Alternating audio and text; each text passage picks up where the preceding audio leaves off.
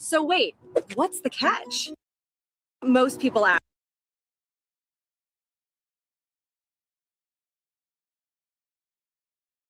Something.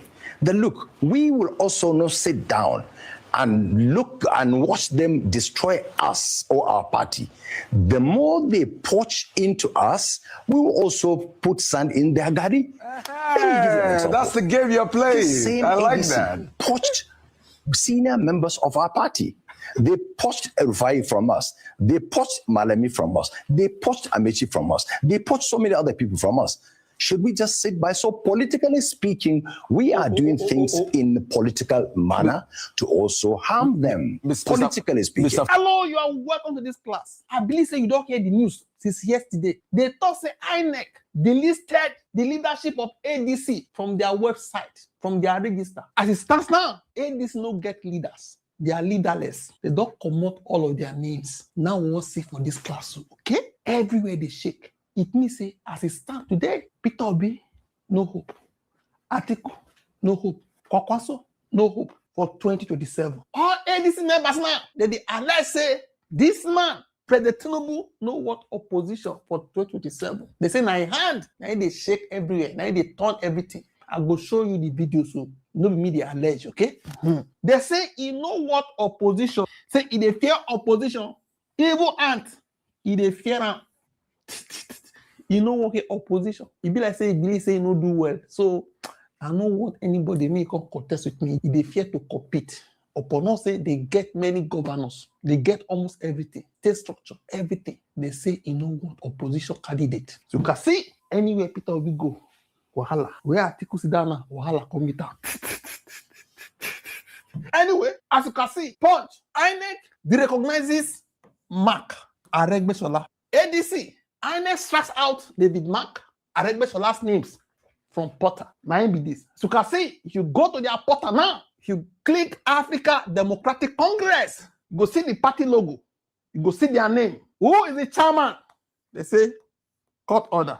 National Secretary, court order. National Treasurer, court order. National Financial Secretary, court order. That is by court order, by court order.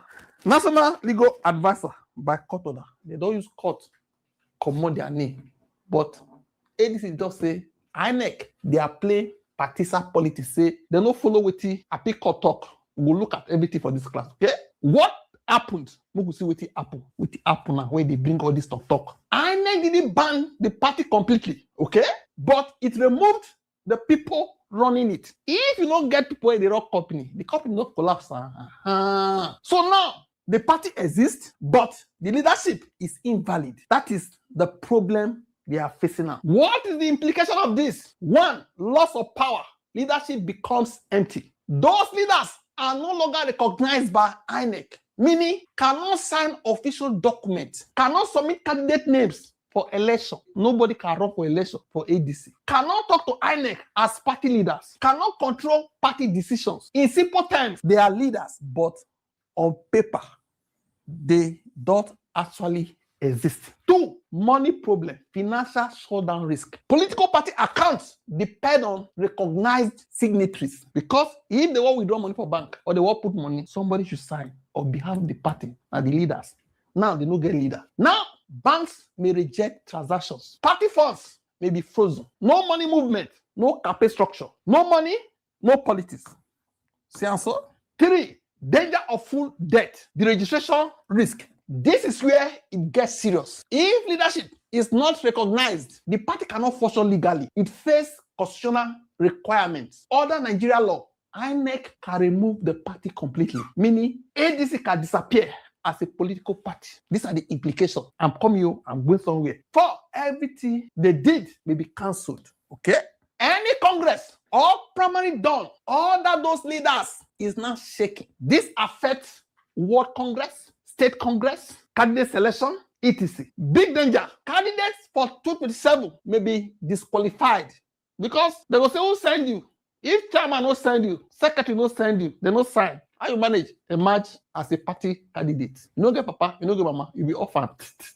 Why? Because the person that nominated them is no longer valid. Means Obi, Atiku, Kwakwaso, for instance, have no hope as it stands now. 5, members become politically homeless. No clear leadership is equal to confusion. What happens next? Big politicians start leading. Members don't know who to follow. Internal fights start when they get factions. This one support this one support that. Which means party becomes weak from inside. Since coalition plan disrupted. Next, like David Mark, Alegbesola shows something important. ADC was trying to become a third force against APC. But now, that platform is unstable. Coalition plans slow down or scatter. Opposition loses momentum. 7, bigger political game. What this means. The move doesn't just affect ADC. It also distracts opposition with court cases, delays political planning, weakens alternative platforms. Instead of campaigning, they start fighting legal battles. Somebody thought, say, why they laugh for serious things? No, they laugh for serious things. No, and they look at the wickedness. That's why they laughed. The wickedness, they make me laugh. Just do your own, the cost scatter you. But we look how this wahala start. Okay? Now, July 2025, power shift started. This man, now be the founding chairman of ADC. Okay? He left with other executive members, all of them come out when Atiku and others came. In short, I hear saying that them even approach them. We're going to call it our party. Because everywhere, you they scatter them. If you come here, we dey solid. Both the chairman, the deputy chairman, all of them, all the ESCO resigned. The move was presented as a way to allow new leadership prepare for 2027. Okay, listen to him. I've worked within the party processes, party leadership, and INEC for almost 20 years, and INEC has never done something this scandalous. All the processes that brought about David Mark and Aregbesola and the new leadership, INEC members were there. They witnessed all the processes. They were part of it, and they were helpful also, because before we did anything, we went to them. This is what we want to do. They will advise, because they wanted all the parties to succeed. And we held more than 5 meetings within 8 months before finally the NWC then was dissolved, and David Mark and Aregbesola and his team were elected to handle the party's affair. And Nafiu Bala was one of the prominent people. He came for all the meetings.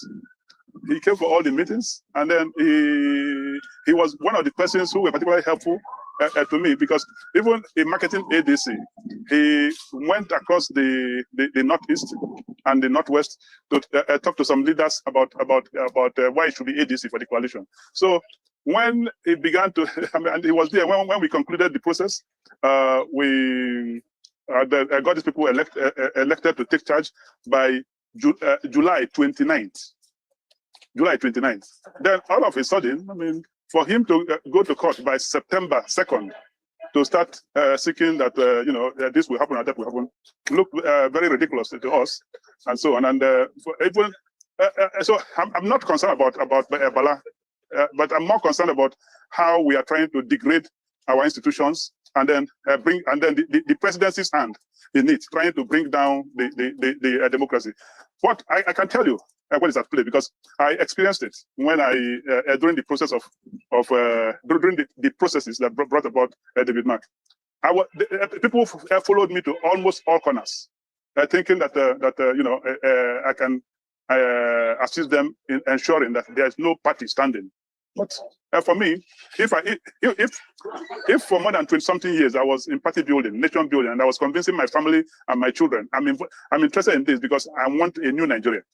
Assuming I succumbed to anything they offer, all my children who grown up now, they will say, "Oh, Daddy, is it all about money, about power, and so on?" So indeed, it's unfortunate what INEC and the Bola Tinubu administration is doing to our democracy and our country. It's quite unfortunate. You don't hear answer. July 29, 2025, a NEC meeting, National Executive Committee, that is the top judicial body of the party, approved new leadership. New leaders, David Mark became national chairman, Aregbesola became national secretary. The party presented it as a strategic move for coalition building. September 2025, legal battle started. This man, on the 2nd of September, that is Nafiu Bala Gombe, filed a case at the Federal High Court. Who was he? He was the deputy national chairman of ADC after Nwosu. Okay? Normally, if Ole Nwosu resign, now he go take over automatically. But he resigned with Nwosu, allegedly. Okay? He go carry the party go court say, the way on form, the new leaders, no good. Now me supposed to take over after a long time. Remember, say, now July 2nd, 2025, August, nothing, September, now he can bring wahala.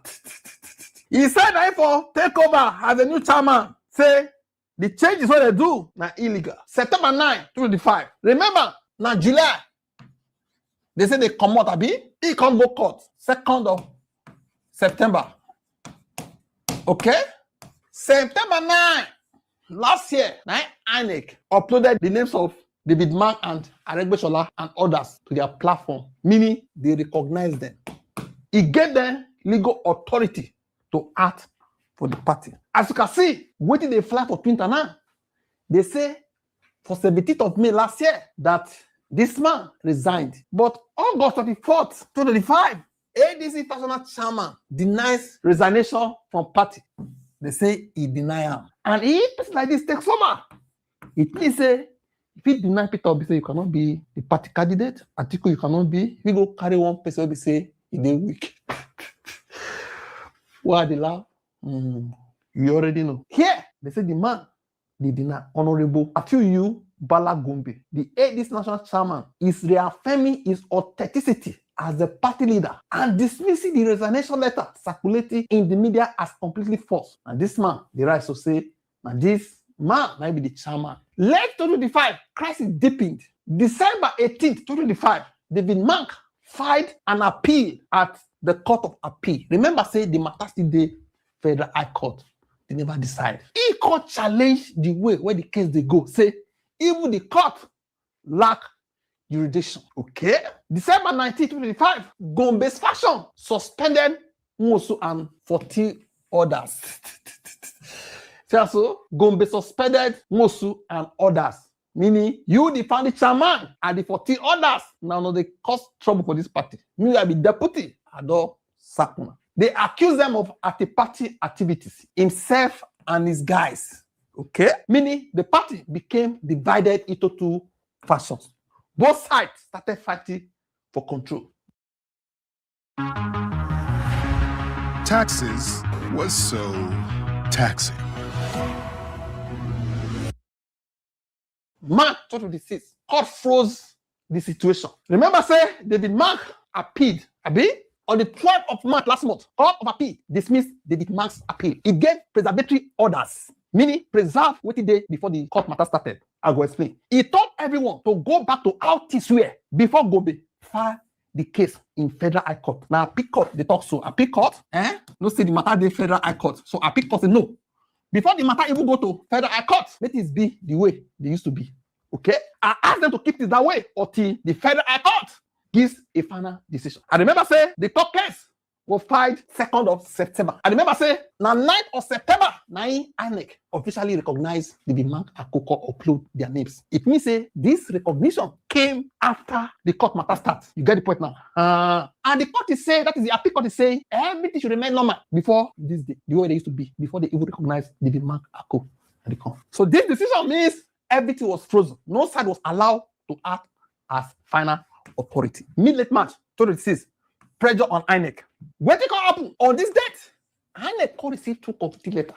The first one came from Mark side, David Mark side. They say make INEC no recognize Gombe. Gombe lawyers also sent a letter to INEC. Tell them say may they remove David Mark and Aregbesola from the website. And they no recognize them. That INEC should enforce the court order. Court accused INEC of not doing its work. Meaning INEC was placed under pressure from both sides. Between March 24 and 27th, 2026, Gombe side accused INEC, saying INEC was disobeying court order. They said INEC was still engaging with Mark's group, even by keeping their names on their website. But if you look at the court statement, they don't talk say they command them. They only talk say maintain this the way it used to be before the man sued David Mark and Aregbesola. You get the point now. That is before Gombe sued. Now the interpretation they bring all this talk now say it means say you should remove Mark and Aregbesola from your website. April 1st, 2026, yesterday, INEC decision. We call the cause up now. INEC can remove David Mark, Aregbesola from their website. The entire leadership from his portal.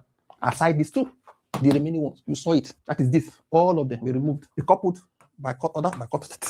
I remember saying their names were uploaded after the case had already started. And they also announced say from yesterday, it will maintain the position before September 2nd, 2025. It will not recognize any fashion. It will not monitor or attend ADC activities. It will wait for the final Federal High Court judgment. And people they say those who collect houses from politicians, from executive, who they go favor. As it stands today, the next case at the Federal High Court has not been decided yet, okay? The court has not determined who the real leaders is. It only ordered that everything should remain as it was, meaning the leadership issue remained unresolved. The result creates uncertainty, disrupt party activities, affect preparation for elections. You can listen to David Mark if you get time. Before you skip this, did you know that you can own land in Utah for as little as $1,000 down? Most people think that landowner. It is on record that Gombe resigned his position on the 17th of May 2025. His resignation was also duly transmitted to INEC on the 12th of August 2025. Regardless of his resignation, he decided to approach the courts on September 2nd, 2025, 4 clear months after he resigned, seeking to be recognized as the chairman of the ADC. What this means is that by the 2nd of September, when he approached the court, INEC was already aware that Secretary Aregbesola and I had been inaugurated on the 29th of July in a process monitored by INEC. INEC was also aware that Gombe had resigned his position before the inauguration on the 29th of July. While this matter was in court, our team of lawyers approached the Court of Appeal, challenging the jurisdiction of the Federal High Court. In rejecting the appeal, the Court of Appeal ordered the parties, including INEC, to maintain status quo ante bellum. After this ruling on 12th of March 2026, we noticed a flurry of activities by lawyers associated with Nafiu Bala Gombe, requesting INEC to recognize him as the new chairman, or to derecognize Aregbesola and I as the secretary and chairman, respectively, in a curious interpretation of what constitutes status quo ante bellum. But we know all along that Nafiu Bala Gombe and his lawyers were not acting on their own violation. They had become willing tools in the hands of a ruling party that had lost all support and goodwill to the Nigerian people. A government that had become desperate, so desperate to cling to power by all means, and even if it meant throwing the country into avoidable crisis. In the past couple of months, ADC has become the only viable opposition party left in Nigeria. But this APC government does not want any opposition. While we were fully aware of all their desperate plans, we remain confident that no level of desperation would have driven the government and the INEC to take a direct action against the ruling of the court.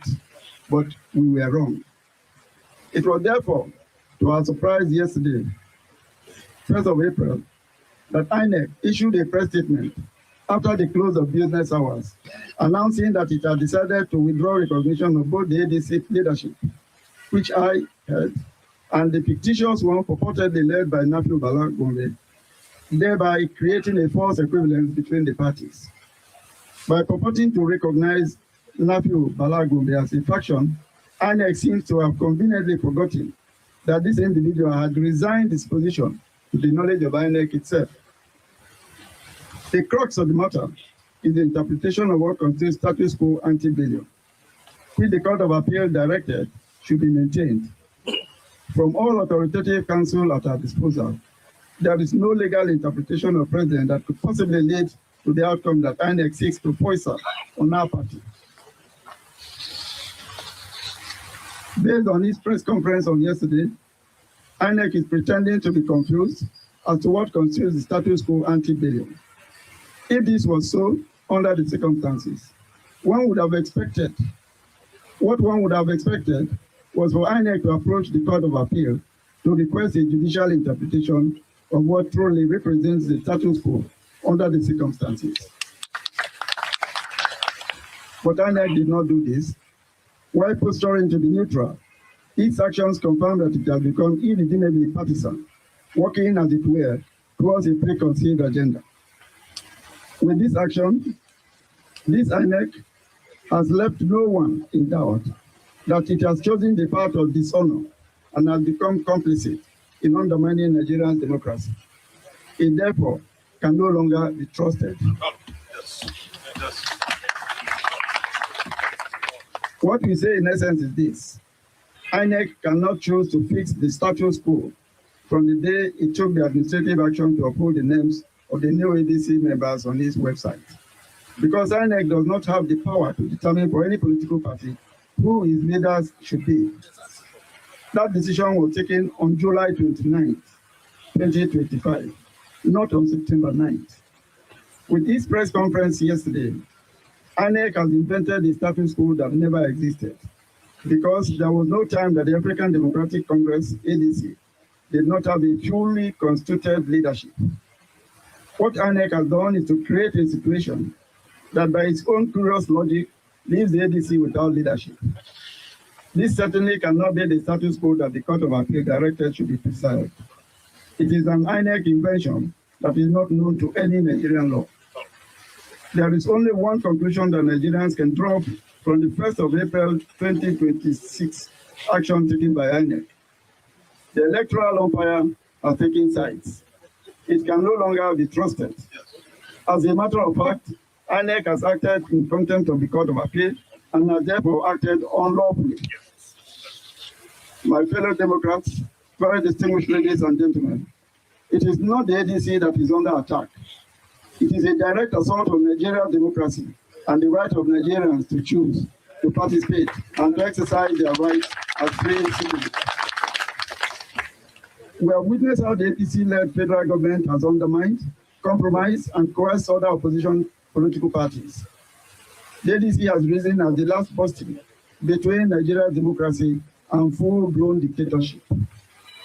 And this is what worries them. What is now unfolding is a concerted effort to dismantle that last bulwark. If we allow this to happen, it could signal the end of our democracy as we know it today. If we yield to it, we would have become complicit by our inaction. We therefore hold it a duty to our democracy and to the Nigerian people to say no. No. Right now, I speak to Nigerians at home and in diaspora. I also speak directly to President Bola Ahmed Tinubu. With 90% of the National Assembly and over 30 of Nigeria's 36 governors in the APC, President Bola Ahmed Tinubu, what are you afraid of?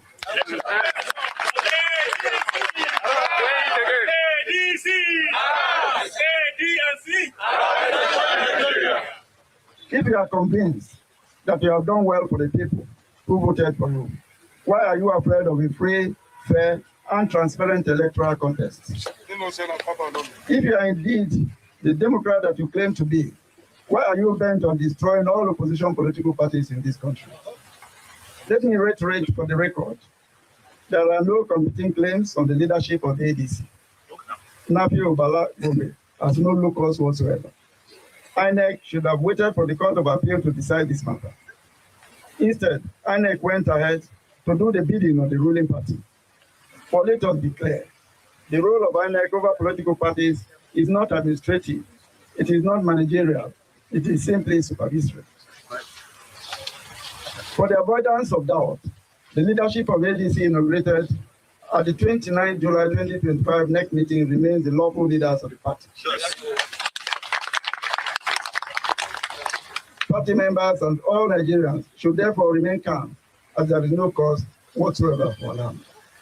It is important to state the net implications of this decision taken by INEC, in case they had not thought of it, or they just do not care. First, by attempting to subvert the leadership of the ADC, INEC has already undermined our participation in the Osun and the Ekiti elections taking place later this year. Secondly, we have our congresses starting on the 9th of April 2026, ending with our convention on the 14th of April 2026. We have given due notice to INEC and they have acknowledged receipt of that notice. This is what the law requires of us. let us sound a note of warning. This INEC under Professor Joshua Amopita will be held directly responsible for whatever actions or inaction or reactions that follow this criminal path that it has taken. Our demand is therefore very clear. We demand the immediate resignation or sack of the INEC chairman. You don't hear that. So, for all these things, people talk, say, go comment section, they say, one man when they rule one country for West Africa, the largest black country. Like opposition, they fear. People they talk, say they fear. They see my hand, and they talk this like this. What this interview like? That kind of thing cannot happen now.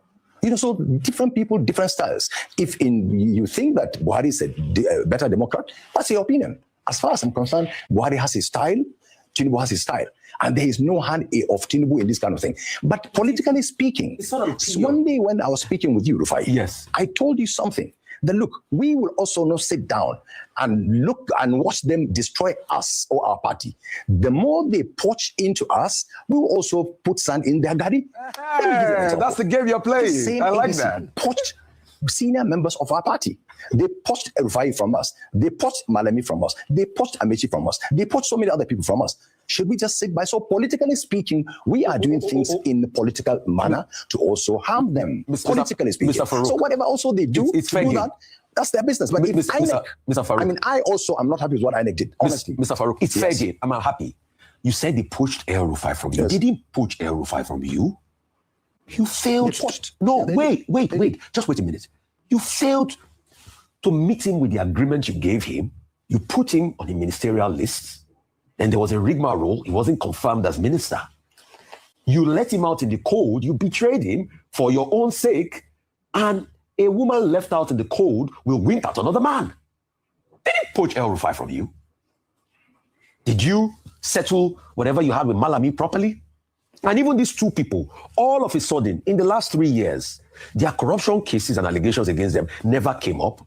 Once you saw that they were frolicking with the ADC, those two people have gone, to incarceration and they're back and they have things to deal with. And you are telling me, and I'm giving you a fact that Buhari is not a better Democrat? They say because they stole this person from us, stole this one from us, was scatter them. Geramu, and the hands of Esau, or the voice of Jacob. And this. What do you think? Drop a comment section. Don't forget to like, share, and subscribe to this channel. Thank you.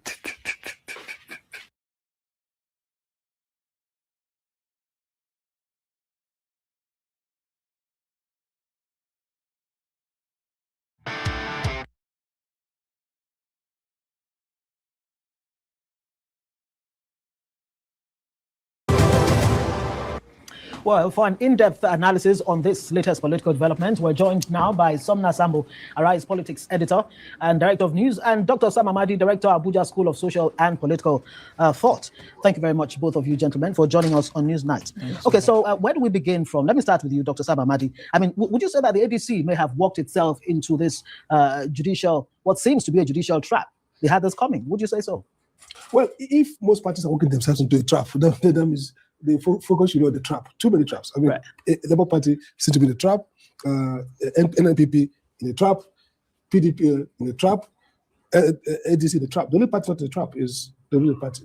So yes, in a sense, is how you categorize it. ADC walking safe in the trap, or the trap setter being expert at setting traps and setting them on. Now, there are many things to look at this case. First and foremost, it's still pending before the court in terms of determining whether the vice chairman rightly resigned, whether David Mark became leader, chair of the party and the school properly. But the suit, the key issue here is still so-called status quo ante. And the status quo INEC is saying until the court rules. And the decision the court gave was actually, okay, before we determine even the injunction and the remedies, let's wait so that nobody damages the case beyond the relief they get. Does that trigger INEC's action? So INEC says, 7 days after this decision, after we put these people, uploaded them, now we are platforming them in response to this series of letters. So the first question to ask yourself is, INEC is a party to most of these suits. Right. So why is INEC always contingent on, after some time, INEC kind of takes action? That's number one. Number two is to say, in a bigger scale, what does it speak to us about indeterminacy about leadership of any party and the role the courts are playing. Some of the books around why democracy fails, the notable thesis is that oftentimes it's Democrats who win election and trigger rules to undermine democracy. Right. So if you see series of cases, series of decisions, and how INEC responds to them, the first issue is, are we walking into what Chiro Nkalo, a substantial legal scholar, said that we might run an election where there be no contest. We're going to have election where it's like a Abacha scheme, the same Abacha, we'll bring back Abacha kind of process where everybody is only one candidate. 5 fingers on the left. So the first issue here is the legality of it. First, as a lawyer, I didn't think that INEC was under any compulsion to upload, to deplatform David Mark. It's not a direct response to keep the matter. Because, by the way, by the time you went to court, Bello went to court, David Mark was already, yes. But David Mark and his team were already exercising de facto control of the party. So if the status quo would be, okay, they're already here. And nothing would actually damage if, for example, INEC kept what was on, and then the court has got accepted the hearing. So again, question is, why can't the court quickly set up and decide this matter? So this idea of the platforming David Mark and the secretary, when they are about to do a convention, right, creates it should be can be interpreted as bad faith. Why INEC wait this long? So for me, the legal merits are very arguable at best. At worst, they are not existent. Let's talk the politics, on Sambo. The 2027 election timetable is effectively in motion. As Dr. Mahdi has just highlighted, ADC is preparing for its convention. But can you fault INEC's decision in this instance to say we are not recognizing any sides? Does it risk becoming a referee in internal party democracy? And what does this mean for ADC going into the convention and 2027 election? Thank you so much, Adesua. From this perspective you've raised, I will say that all parties here are to be, blamed. Let's start from the African Democratic Congress itself. I mean, when this issue came up last year, I think the ADC led by David Mark treated this with levity. I mean, it got to Federal High Court, and then eventually, when this case came before the court, David Mark's leadership just felt, okay, the court didn't really have jurisdiction to hear this. And then instead of allowing the process to actually go on, they quickly just rushed to the Court of Appeal to go and, talk about the ex parte order. And in that ex parte motion that was brought before the Court of Appeal, the Court of Appeal then ruled on March 12th and said, look, this court, go back to that same court, let this issue be determined. And they lost. But they took it with levity. And you just wonder why that could be.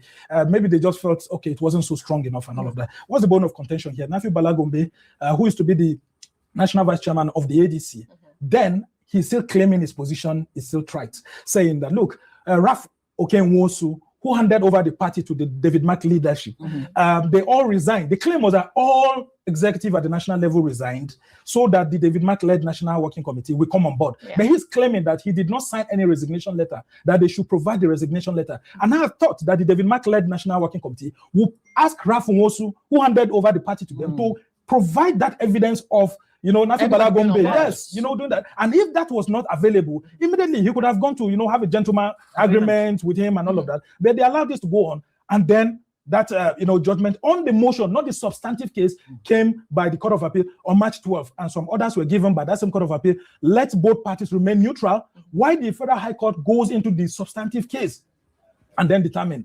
Okay, so then this judgment on that motion was delivered March 12th. What was INEC waiting since March 12th? Because INEC is beginning to look like it's partisan. Why is it now that the ADC is beginning to look like it's gathering strength that INEC is suddenly waking up? Calculate from March 12th to April 1. Right. Well over 2 weeks. So at what point is INEC trying to make us look like, okay, they were naive about it, or they were still trying to consult? How long does it take to consult? And now, like Dr. Sam Mamadi has said, if you look at the case of Labour Party, you see clearly there that even when there was a court order on Labour Party, Julius Abure's name was there for so long, including when eventually journalists like us talked to INEC and said, why is this man's name still here? They will eventually then go ahead and remove Julius Abure's name, but they left Julius Abure's phone number right there. And we're beginning to question the neutrality of INEC. And this is what Nigerians are beginning to say. Look, if you're not claiming that you want to be neutral to all parties, you should have done that immediately. Between then and now, ADC wouldn't have gone ahead to fix its congresses and fix its convention. Does INEC know where ADC is getting its funding from? APC may be having its funding because it has members in government. But these are opposition parties. Within the economy that we are operating right now, people have set in motion congresses, convention, and you just come from nowhere and say, look, you are now obeying this judgment. People should remain, you will become neutral. Then people are beginning to read meanings into the system. Right. And like you said, people are beginning to think, is there going to be election in 2027? Or there are subterranean moves to ensure that opposition political parties do not field candidates, which is dangerous to democracy itself. And that brings you into the question of what the implications are, as you know, for both for the ADC, as we move to the 2027 election, and what options are there for the ADC at this point? Well, I think it's very dicey. First, ADC has to have appeals. Like I said, this is a preliminary issue. Nobody determined the merit. First, there is no order mandating INEC to remove the names. Even when under Julius Aburi, there was specific INEC did obey. So he made a point around it's becoming partisan. Somebody told me 2 days ago that INEC is going to register ADC. 2 days ago, somebody an insider. So what I can say is this: INEC is working clearly to overcharge the system. They're talking about voter registration. They're talking about a small window for voter registration, validation. They are now de-platforming the ruling party.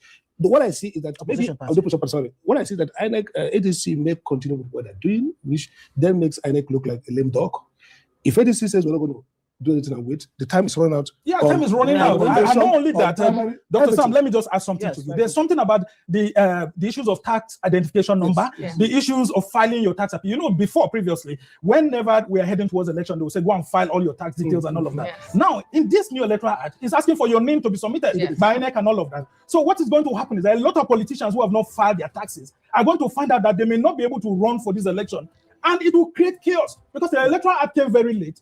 People have to go and pay or file taxes. That it may be too late, and the Nigerian Revenue Service is already compiling list of tax defaulters. Okay. In all of this, we are beginning to prepare a chaotic democratic process within a very short time, and the legitimacy of the election may be called to bear. And the winner may not be able to claim the outcome of the election legitimately, and INEC itself will be in trouble. And that's very so the National Assembly, the National Security Advisor, all institutions of state should know that we're heading to somewhere that nobody knows about. It does look like a dangerous for Gentlemen, just the last one. And the political party should behave themselves. Just this way. Okay. All right. Dr. Sam The Mahdi. ADC has to be blamed too because they failed to recognize the judicial process. But that's not to say both INEC and the danger that INEC. Okay, gentlemen, we really need to go. Thank you so much, Dr. Sam Mahdi. It's a really important conversation, and you have painted such a gloomy picture. We do hope that we do begin to see a reversal before 2027. Dr. Sam Mahdi is the director of the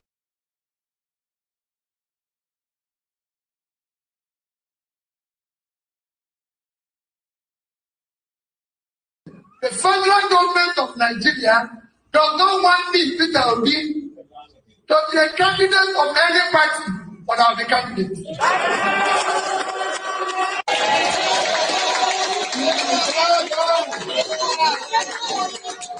This is democracy, a sign. See this democracy. We will do that democracy. If the right doesn't do election inside their house, without transmission, we will transmit it to them.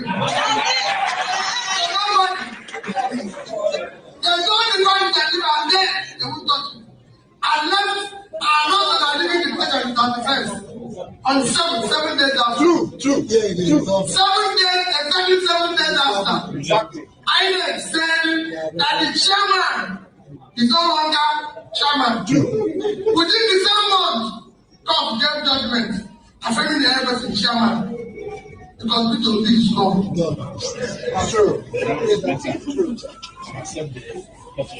Peter Obi is gone. I don't know that doing everywhere. They want to swear people because Peter Obi run the candidate. Why are you scared? Why are you scared? They are gathering up. They are all the citizens of they are everything. Why are you scared? Come on now. Let's go out for the competition. They have reduced campaign time. They don't reduce campaign time. So 3 months. Why are you reducing it? You people to campaign. Why are you reducing campaign time? Other countries are allowing people to campaign for 1 year. So we can know who is who. I'm shouting now. This is time to say anybody who says he wants to be presidential candidate, governorship candidate, let's publish his primary school, secondary school. Hello, everyone. I'm sure you've just watched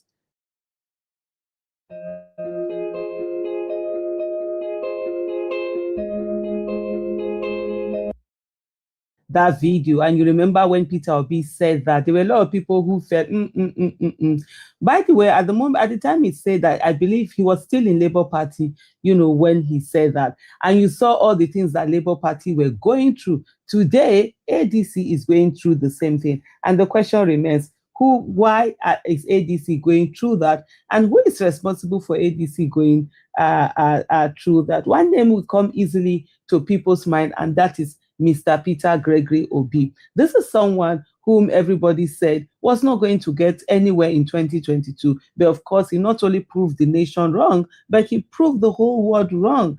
And he ended up winning the 2023 presidential election before he was rigged out of office. The people who rigged him out of office, who have called themselves master strategists in every opportunity that they can get, are still not done. They are pained over the fact that, one, they have lost, and interestingly, and not surprisingly, they have gone on to let me just continue. Sorry about that interruption. No, I'll just continue.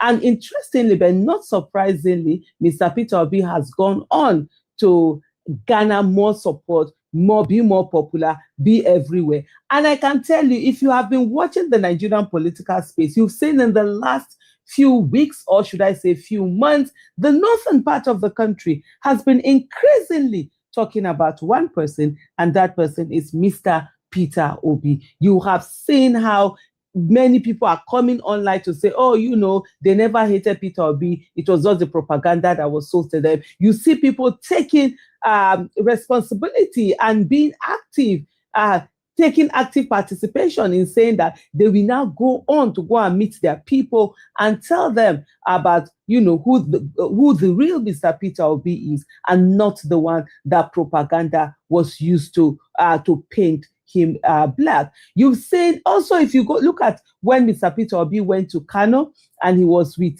Kwankwaso, first of all, at the invitation of Kwankwaso, you saw the whole of that crowd, Obi Kwankwaso, Obi Kwankwaso. And you could literally just see how, for them, they are good. They're like, yes, we're looking for Kwankwaso being running mate to Mr. Peter Obi. That's a huge acceptance. If you also look at when Kwankwaso defected to the ADC in that mammoth crowd, and the leadership of ADC being there, when Kwankwaso stood and speak, after speaking, he differed. He looked at Mrs. Peter Obi, invited him, but Mr. Peter Obi was like, call our chairman and all of that, hand over the mic to him. And you also see, and you will notice, and these are things that, whether you notice them or you don't notice them, the people who are currently illegitimately occupying office notice all of these things, and they are scared. And I've said it times without number, how scared they are. They're very fearful of all the things, that have been happening. And at that moment, when different people were standing and everything, the crowd went wild for one person, were shouting one person's name, and that is Obi. At one time, they were no longer doing Obi, Kwankwaso, Obi. It was Obi, Obi, Obi. Different music have been, composed with his name, using his person. A lot. People talking about what they hope to get from him, what is going to be like. You could see the hope in people. You could see the life coming back, into people. And these are things that really scare the current illegitimate administration that we have. And they know that nowhere they didn't beat him before, and they're not going to beat him again. And so everything that is being done to destabilize the party is actually, being done. And I'll give you an example. You saw what happened with Labour Party when Mr. Peter Obi was there. Everything that could be done to destabilize a Labour Party was being done to destabilize Labour Party. Even when the courts gave a ruling that, Nenedi should be reinstated, they never did it. It took 8 months. Mr. Peter Obi, Mr. Alex Oti, and all of that, they all went to, what do you call it now, INEC, to show them the certified true copy of that particular judgment, to say, hey, go ahead and see what the courts have said. And then They never did. They didn't do anything. For over 8 months, they didn't do anything until Mr. Peter Obi left. And I think within few weeks, is it 2 weeks? I don't even know whether it was up to 2 weeks of Mr. Peter Obi leaving Labour Party for them to reinstate, to put in Senator Nenadi. And, you know, it just says everything. And here you are now in ADC. They are coming to do not even something similar, something even worse. Because in this case, the court never said remove David Mark. The court just said go back to status quo antebellum. And that means go back to status quo before the whole war. Usually, if you're the whole war or wahala of this thing started. And the next thing is they are yanking David Mark off that list. They are not putting anyone on that list, meaning that at this moment, what the INEC is saying is that the African Democratic Congress is sort of like leadership-less, that it doesn't have any leader. And you know what that means? It means their congresses will not be recognized, they can't hold congresses, and then they can't do primaries, and they will not be able to field any candidate. That's what INEC is trying to do. And I tell you, ladies and gentlemen, this is not just a fight alone for African Democratic Congress. It's a fight for everybody who is a democracy lover, everybody who wants to see democracy, everybody who wants good governance, accountability, and transparency, because democracy usually helps in bringing all of this. Everybody who believes in the rule of law and everybody who does not think that institutions should be cowered in a way that they just, serve one person. And by the way, INEC, let me repeat, INEC is not the problem. The people in INEC are the problem. And for you that have people in INEC as fathers, mothers, husbands, wives, sisters, brothers, cousins, friends, neighbor, colleagues, whatever it is, talk to them. Sit down and have a conversation with them. They are destroying Nigeria. Thank you so much for watching. Taxes was chasing updates and getting nowhere. Hello, everyone. Let me just say to every one of you, giving up is not an option. It is not an option that anyone is considering. Whatever it is that they are planning, we, the citizens of this country, have the power in our hands to plan against that also. The first thing that they will try to do is to make you feel that you're hopeless, that there's nothing that anyone can do. It's a lie. There's so much that every one of us can do. Like I said before, I said the 2027, it is war. I remember saying that on several interviews that I've done, and I'm very factual about it. The last one where I said it, I think it was on Shewun's program, and he kept saying, "Oh, are you saying calling for war?" Oh, no, I'm not calling for war. We are already in war. We are fighting for our lives, and we are also fighting for the soul of Nigeria. And we are not going to give up. Let me tell you, people, every one of us, this country belongs to every one of us.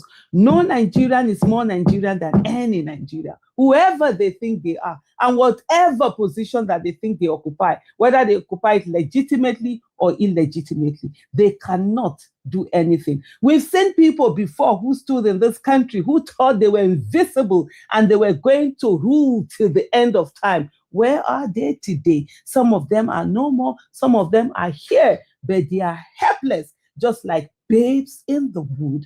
And for those who think today, just because they have been able to get power illegitimately, that they can destroy this country, they have something coming up. They cannot destroy this country, because this country belongs to every one of us, and it is not to only a few people. And I say to every Nigerian, for those who have been brainwashed to think that, protest, that means you'll be killed, you need to get yourself out of that.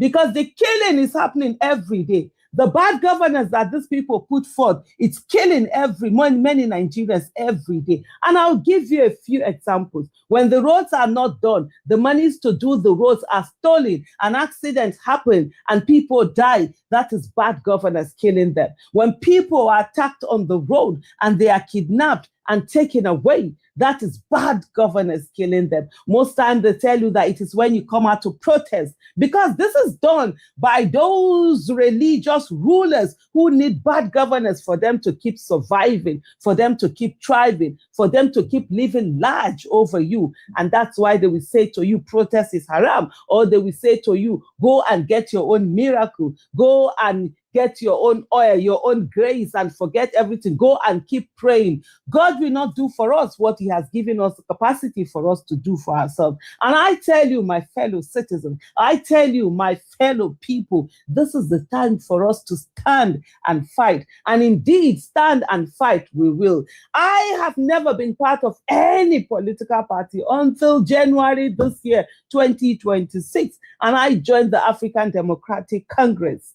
And I'm there, and I have no intention of leaving there or going anywhere. I will fight for my party. I will stand for my party. I will be there for my party. And let me let you know, ladies and gentlemen, nobody is going to take that away from me and for those who decide to also stand by their party and be by their party. We have a leader. We have a national chairman, and that is David Mark, His Excellency David Mark. And nobody can take that away, not even coming through the back doors. The law is clear. There is an act that was signed in 2026, and it made it abundantly clear that the business of the party shall remain the business of the party. And if they're going to follow certain parts of that 2026 Electoral Act, then they must follow all the parts of that 2026 Electoral Act. We will not be intimidated. We know the fear. The fear is about one man whom they are afraid of, and they do not want to see him on the ballot paper. But they do not realize that the true power belongs to the people. And as much as they think that Nigerians will not do anything, but Nigerians will do something, and that something will surprise them. Nigerians are already doing a lot that they have not been able to tackle. While Jos was burning, all they were thinking about is how to go and disintegrate ADC. When people are being killed, are being massacred, all they're focused on is on the opposition party and how to take the opposition party out. They are not focused on governance. They are not focused on protecting lives and property. They are not focused on accountability. They are not focused on transparency. They are not focused on good governance, nothing. All they are focused on is to ensure that the opposition gets taken away. And already they are talking of a third term. A failed person who has not been able to do anything for Nigeria in any way whatsoever is talking about third term. Third term as in what? Even second term, by the grace of God, you are not going to get it. It's one term. OTP. I would say OTIP. One term illegitimate president. They say affliction shall not rise a second time. In 2023, you rigged your way in, and it was shame on you. And I've said it, if we allow you to rig your way in again in 2027, then the big shame will be on us. And I would not sit down and allow myself to be shamed. And I know there are a lot of citizens who will not sit down and allow themselves to be shamed. And I say to every Nigerian, that fear that you have, drop it, throw it away. That fear has imprisoned you. You've been turned into beggars in your own country. Nigerians are so shameless now that every time we are always begging, they now call us Abegistan because. So wait, what's the catch? That's what most people ask when they hear about SMUD's brand new.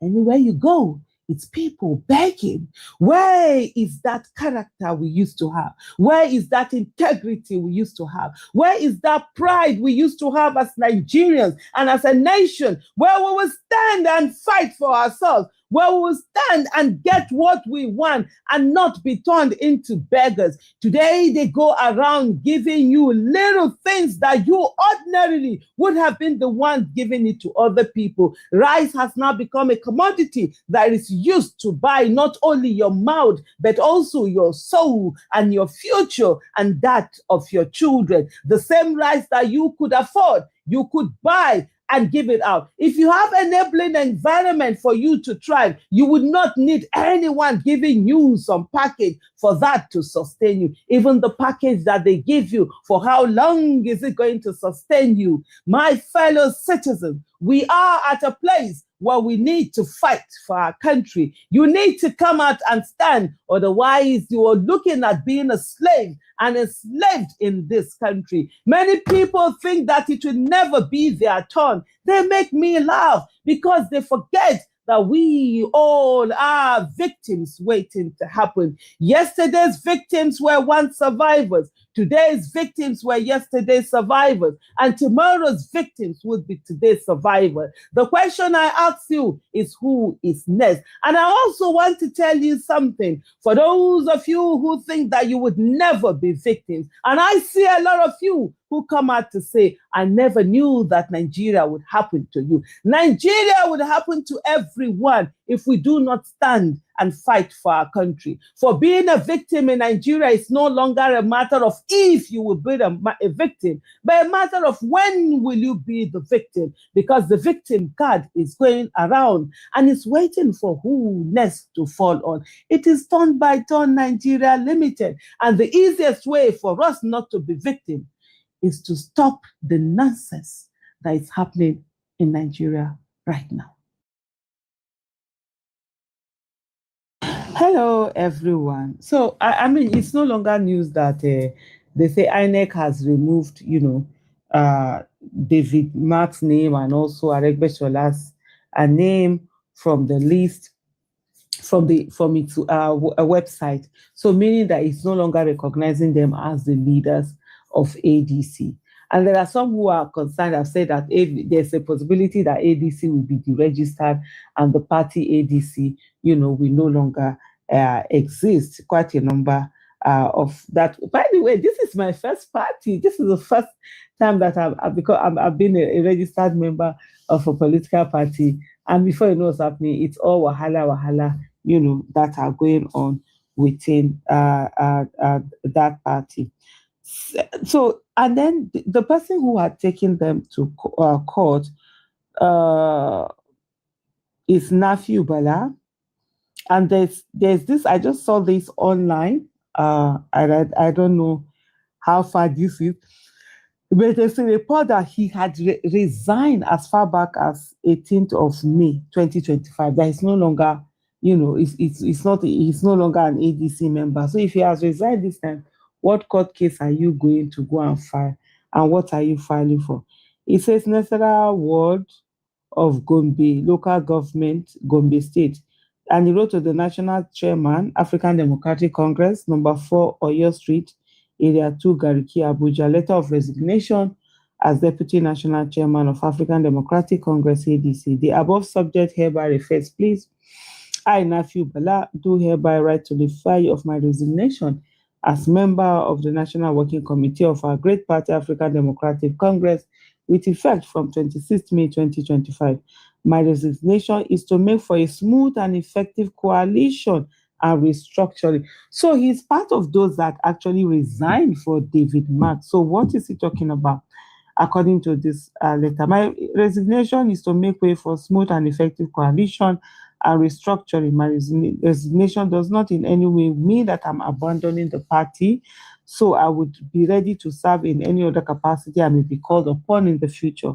While I thank you for the opportunity afforded me to serve our great party, please accept the assurances of my highest regards. Yours faithfully, Honorable Nafiu Bala, and it was signed 18th of May, 2025. So this is someone who has already actually resigned for the coalition, because when the coalition leaders were coming in, some people had to resign for them to be able to get into office and get on to do that. And there's this thing they say, the evidence of this thing. Oh my goodness, I'm just seeing something from 31st of July 2025. Power Thursday in ADC. It says, as Nafiu Bala declares himself national chairman. And I remember when that thing happened, but after a while, it just faded away. According to this, it said, this is a disgrace. He can't even read the press statement APC wrote for him. Hello, this is Ima Ike Ume on X that is saying this.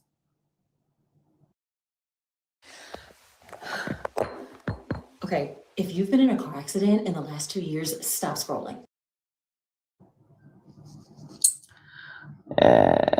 This is as far back than, yeah, I remember when he did that declaration, and then people can so much show the evidence of Nafiu Bala's resignation, and of course they are bringing out the evidence of his resignation. I think we're going to also put, let me look for this video of him reading what it is that he's reading. With the leadership of our great party, African Democratic Congress, ADC. In the history of democracy, all over the world, no party leader or any group of leaders have the power of arbitrarily transfer elected mandate to all political leaders or political authority to a non-member of who never belong to contestant for political office. Sure. The constitution of our great party has made adequate. I think what's going to happen now is that I'm going to use, we'll just post this video so that you will watch very well, and let's just shake our head, for the politics of Nigeria. But hey, just take a listen to this. And a prison, violence of intense electoral rules. I, Honorable Nafiu Ubala, I, qualified members of the duly elected National Deputy Chairman of our great party, the African Democratic Congress, ADC. I wish to draw the attention of the entire members of our great party and Nigerians as late to the ongoing act of the political hooligans being perpetrated by some individuals who were hired to interrupted with the leadership of our great party, African Democratic Congress, ADC. In the history of democracy, all over the world, no party leader or any group of leaders have the power of arbitrarily transfer elected mandate to all political leaders or political authority to a non-member of who never belong to contestant for political office. The constitution of our great party has made adequate provision as laying down in many clauses, articulations that successions, guidelines, and how even the vacant position shall be unconstitutional feelings. In the case of circumstances, and also in the further of my constitutional mandate as a duly elected deputy national chairman of our great party, Now, I assume my constitutional duty and responsibility as a national chairman of our great party, African Democratic Congress, ADC, today. Therefore, I am hereby calling on the estimate Independent National Electoral Commission, INEC, to so urgently step in to take those recognitions of this development. Well, if while you were watching that thing, you did not cringe, you do not feel pain at how hard that reading was for someone who declares himself as national chairman. And well, I would just say you are tough. You are tough. If you just listen to that. But most importantly, I think it all says a lot about us and our refusal to actually participate in politics. You find that a lot of people don't want to participate in, but I was also one of them. Until this year, I never joined a political party. And I think that's the real mistake that we're making. Because inside that place, we need to have people with competence, character, capacity, people who are educated, people who are patriotic, and people who are courageous, be in political party. But before I go, I'm going to leave you with a video of when they did the protest, where they were saying that David Mark should be removed. Thank you very much.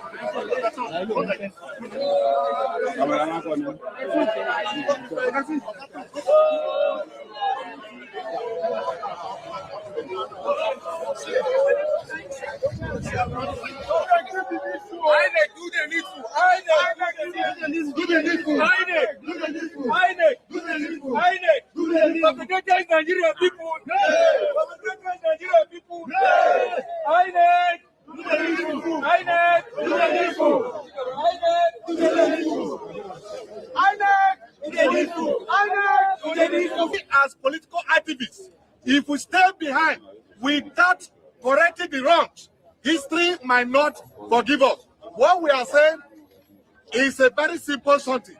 INEC should comply with the order. ADC is a Nigerian political party. Yes. It is the duty of INEC to strengthen opposition parties in Nigeria. INEC should not allow innocent Nigerians to go and waste their funds. At the end of it all, we'll be having what happened in Zamfara in 2019 in every state in Nigeria. ADC is a formidable party. We are only anti-INEC. INEC, please do the needful. Enough is enough. You cannot allow innocent Nigerians to be punished by some unscrupulous element, greedy people who never want politics to strive in Nigeria. We have APC to contend with. There are PDP, there are other parties. It's INEC duty to regulate political parties. The laws are very clear. Nigeria is not a banana republic. A situation whereby an appeal court has given order for more than 5 days, for more than 2 weeks. INEC is still folding its hands. What is INEC waiting for? What is INEC waiting for? Is INEC wanting Nigerians to follow the long route? At the end of it all, we'll be blaming the laws. The laws are very clear. If the chairman of INEC, who happens to be an excellent, he knows the law better than we, the political activists. We don't see any reason.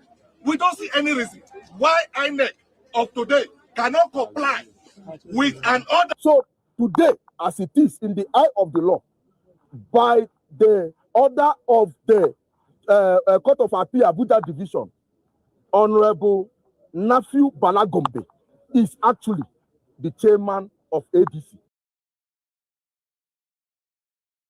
Tired of the stress that comes?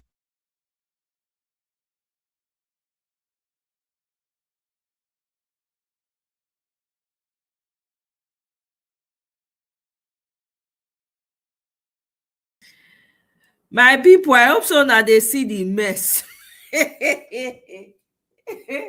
Oh my God, Yomi, welcome. Lord have mercy. Nigerians need to fall out. This will not be just online.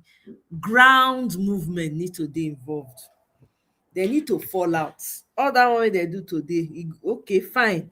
But people need to they need to put action behind it. They shouldn't give up. INEC must bend. We by mistake fold hands for this matter. What's the law? And that's what they want. It's not going to happen. I'm happy. This guy, Peter for Nigeria. That one don't kukuma talk. CAPC respond to ADC. The title said, "You are the author of your fate." You see, gaslighting, quite apart from being an assembly of Nigeria's most confused and desperate politicians. Mona de yell, this na memo from a whole party, all progressive Congress. So tell you say na Agberu, na full there from top to bottom. The ADC has distinguished itself as a peddler of rabid conspiracy theories about what here. See them, mumu people. The ADC is a party that never was by design, was a kamikaze contraption. Oh my God, I can't deal. There's no need. It's so obvious. This is the APC's handle. Did you hear that your president went to Jos and only stayed na only airport he reach? They even can't transport the victims when they cry in pain to come meet them for airport. When I hear that one, when he reached there, he say, "You have no light. I only have 10 minutes. Hey, God. Insult upon injury. He say, "You have no light at the airport. I have to fly back within 10 minutes. Can you imagine? This is the level of insensitivity. This man needs to be uprooted 2027.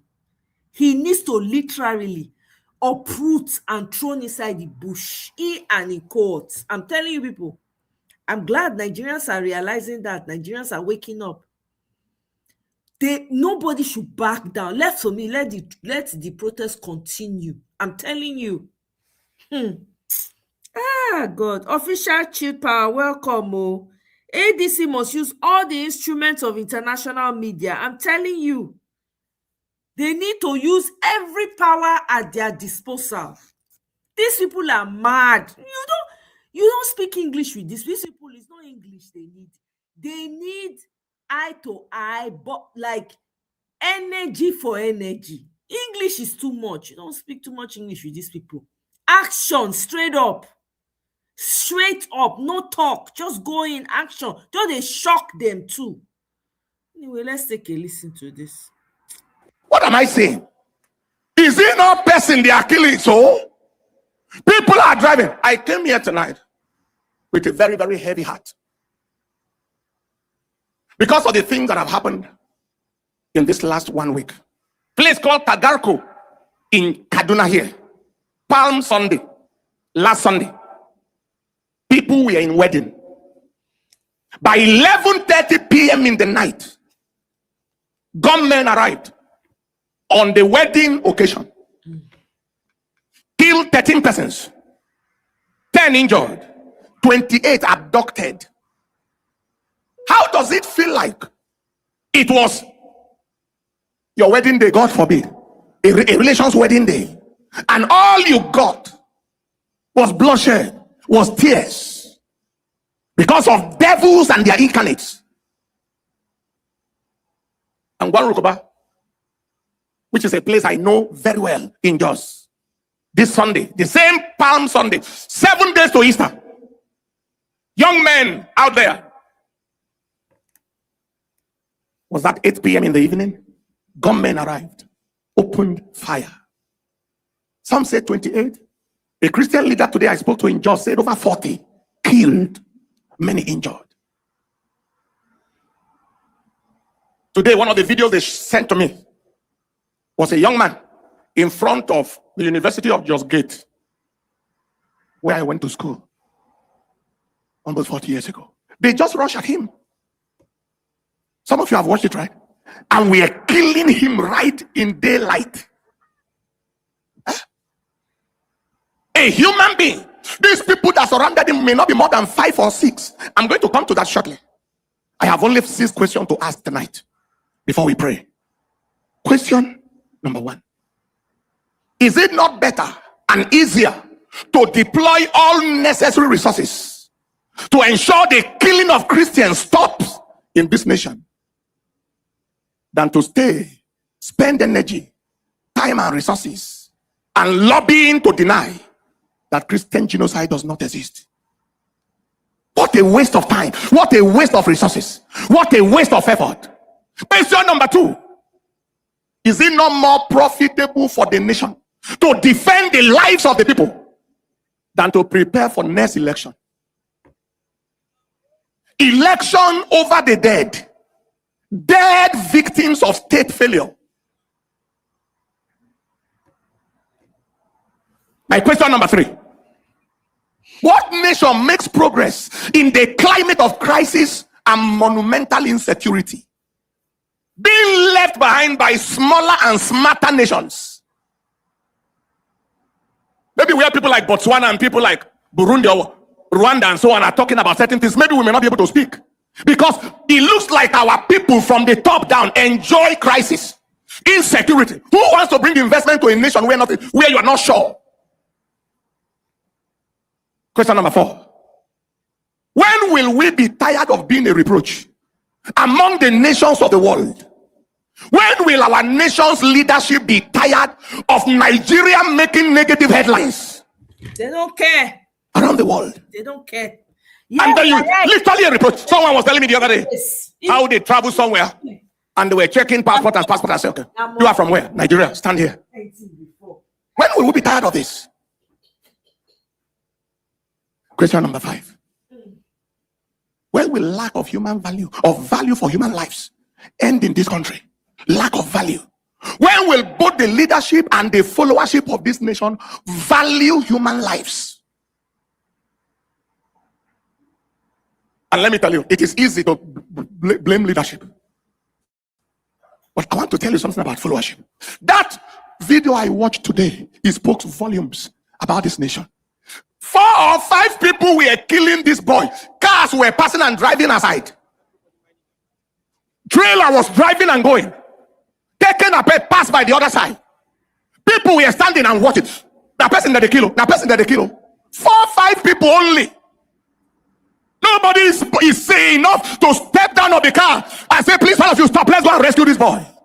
They left him for him to. That is the selfishness that is killing this nation, and the wickedness. They are all on social media there. Fighting petty things. And everywhere, people are a human being on the road. No wonder somebody said that people deserve their leadership. The quality of a nation is determined by the quality of leaders on top of them. They keep complaining about bad leadership. What of bad followership?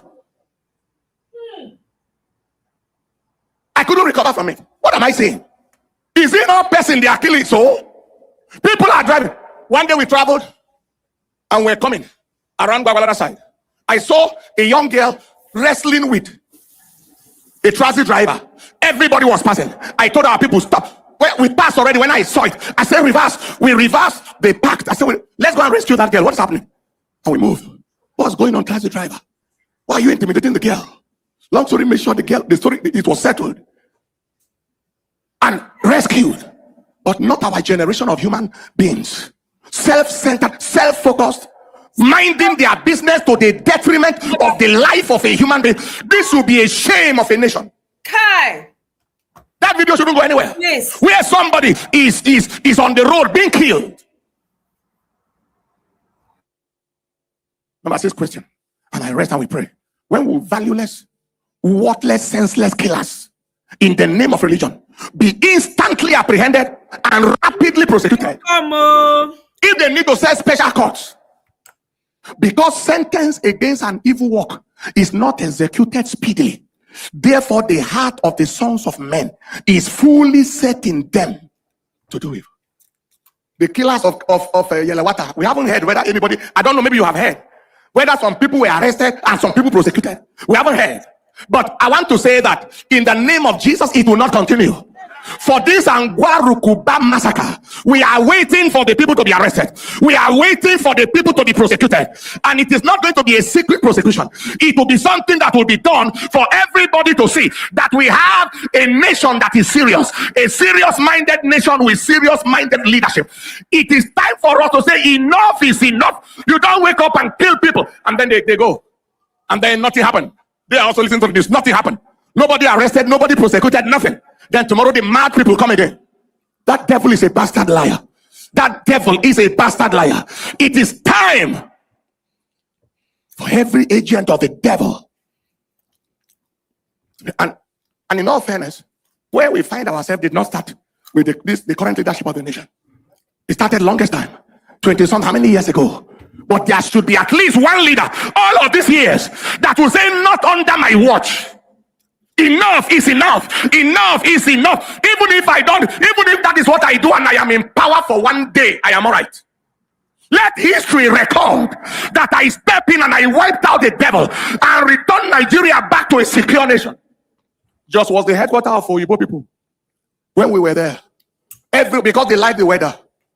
I hear that there are some of the tall mountains that have some snow on top of them at times. They like to live there. Just precious, beautiful Jos there. But today,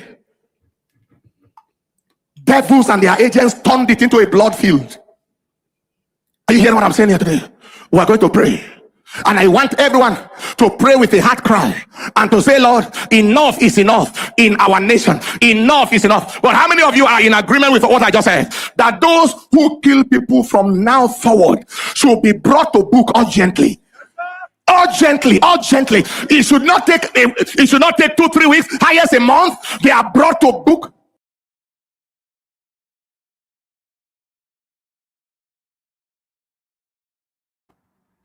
Not with this government, unfortunately. They are not ready to bring them to book. Unless America steps in, since they're already soldiers on the ground, that's the only time. I saw Representative Riley Moore saying that they are going to do what Nigerian government does not want to do. My own is they should stop. It's enough of the talking. It's time for action. They shouldn't even talk. Make the jaw enter the place, wipe all of them out. That's what left to me. Because APC has proven that they do not have the will. Una not see wetin una president do. If na airport he reach, not even go. They package the victims. This is another thing. If as a victim, why should you even allow yourself to be packaged? But hey, I digress. Package people when they cry from pain to come talk to an asshole of a president that did not have not enough empathy to even go to the location of where it happened. He too is afraid of his life. I not blame her, the governor of the state himself. That one, Shebi, na ammo tank he take come. He not even come down from the ammo tank. Yeah, we used to say tomato Jos. That's true. He be welcome. Oh, how you did? You have something to add before I continue? I'm good, sis. Can you hear me? Yeah, I can hear you. Can you hear me? Sid, Oh, welcome. yes, I can. See you. I can. Let me just add something real quick because of this video you played. Good evening, everybody. Good evening to everybody in the comment section. I trust everybody had a great day wherever you're listening and joining from. Again, we're back here. This is a call to stand for our nation. This is what you call a compatriots call. You know, I think it's interesting there. Well, should I say interesting? But the fact that our national anthem was changed, I believe that was also very strategic by the APC government. But when you look back on the previous national anthem and a lot of words in the anthem, you would see that it's more like a clarion call for the citizens of a nation, in this case Nigeria, to stand up for the nation itself. I would say, thank God for what Pastor Enenche said, but I don't think I'm completely satisfied with that. And the reason I say that is this. Yes, he's pouring out his heart, he's pouring out his plight. We all are not excited about the things going on in the nation. But I honestly still think there is much more you can do. So you guys, picture this thing with me. Exactly. Organize, mobilize your people. Una get for the fund some people to carry the necessary tools. Not be prayer. The prayer has not saved anybody. Go ahead, it doesn't change anything. Welcome You have the population, you have a massive church, you have hundreds of thousands of members. Oyedepo is your friend as well. He has thousands of members. The Redeemed Pastor is like a father to all of you. He has thousands of followers. Just these three churches, if you mobilize and bring your people out, Nigeria will change for sure. So all this talking and just praying on the altar, to me, it doesn't change anything, honestly. You can pour out your heart and feel the pain of the people, but we need to get on the streets. And all this talking wouldn't change anything. So as much as the things they have said sound good and they sound empathetic, honestly, to me, I don't want to say they're empty words, but for what it is, that is exactly what they are. That's exactly what they are. They have those people, they have the members. Mobilize. If you mobilize your people, they get on the streets. Nigerians that are waiting for the tiniest spark to make the revolution, the thing, we also join. the opposition, I don't even understand what these guys are doing, honestly, man. I'll just leave them. But at least for these pastors that have a heart for what's going on, it has to go beyond the speaking. We all need to get on the street. Where Nigeria is right now, if nothing changes, I don't want to be a prophet of doom or speak anything negative, but with the way APC is moving and some of the things that they're doing, they're trying to act as though they are gods. We must counter them. We have to. But let me just pause here. There's still a lot more I want to say, but I'll just pause because I know Sister Ify also just joined the panel. Welcome, sis. Oh, thank you very much, Ibi. Yeah, thank God say you they talk because if some of us talk, they go say we be pagan, we they worship idol, or we know na make us. Thank God say na from your mouth. Thank you. If you welcome, this one you quarrel enter inside. We're about to hear it. If you welcome, talk what's in your mind, I beg. Everybody need to the vent now. Welcome, my sister. Your face fine, no? Your shoe shine, even though I no see the shoe. Welcome. My sister. My brother Ibi said, I think he's trying to give this guy a pass, an enche. The truth of the matter is that the pastors are part of the problem we have today. So I'm not going to give him any pass. Okay? They are part of the problem. Tinubu has been in power going to almost 4 years. The last, let me say 2.5 years, everybody went numb, went silent. Nobody's talking. Why can't you tell your congregation to go and protest? In Nigeria, if you call for protest, they will not come out. But if you call for a Hallelujah challenge, they will all be there. You see, that's why, Omo, you heard me over, and I don't go to church, so anybody can call me anything they want to call me. You're not better off than me. You that sleeps in the church, you're not better off than me. You will not go out for protest, but you will go out for Hallelujah challenge. You will go to church and pray for your nation. But the simplest thing you're supposed to do for your nation, you're not doing it. In a country where we have more churches than factories, Omoyele challenged the guy the other time, the same Enenche. Why did you not build factory? Why did you build church? You built a church, that's what we need. He got upset. Because church is the money-making business. Right?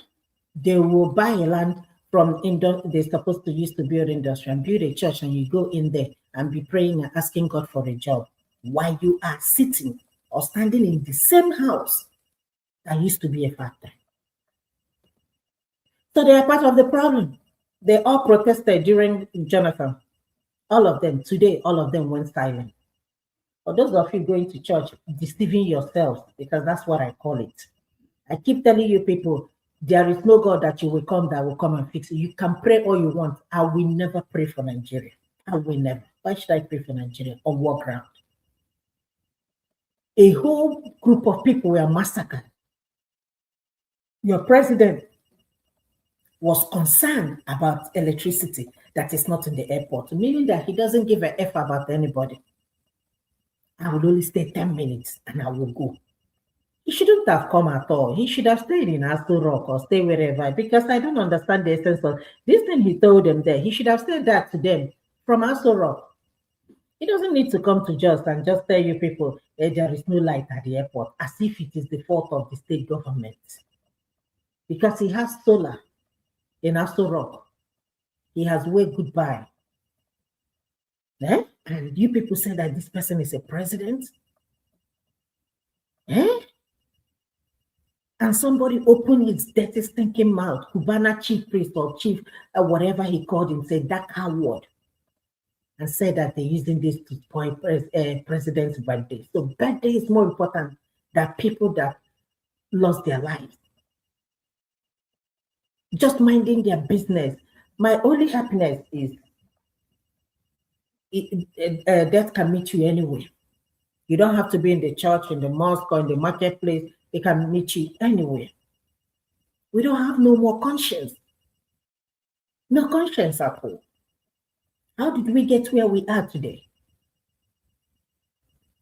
People are afraid to speak up. But you see this generation, you see what they're trying to do to ADC. They've done that to PDP is gone. Forget about it. All these things just because of one man, just because of P2B. What are you afraid of? You have all the governors, you have everything, yet you are still afraid.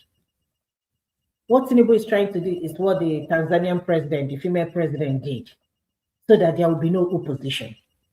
But Nigeria is bigger than Tinubu. Nigeria is bigger than Tinubu. 2027, he better bring all the armor, all the military, whatever he has. I was asking myself, so we have all these things. We have all these things. And people are buying every day in the hands of Boko Haram.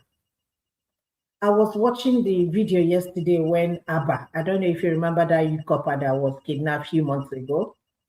He was released yesterday. His mother died today. Yeah, I saw that. Okay. So the girl that went and rescued them. So are you telling me that's another thing I don't understand? So the government, you guys know where these people are. Because if this girl can go, and rescue these people, pay the money and rescue them. Come on now, government. You people are not ready. You people are not ready. I don't know how long this is gonna go.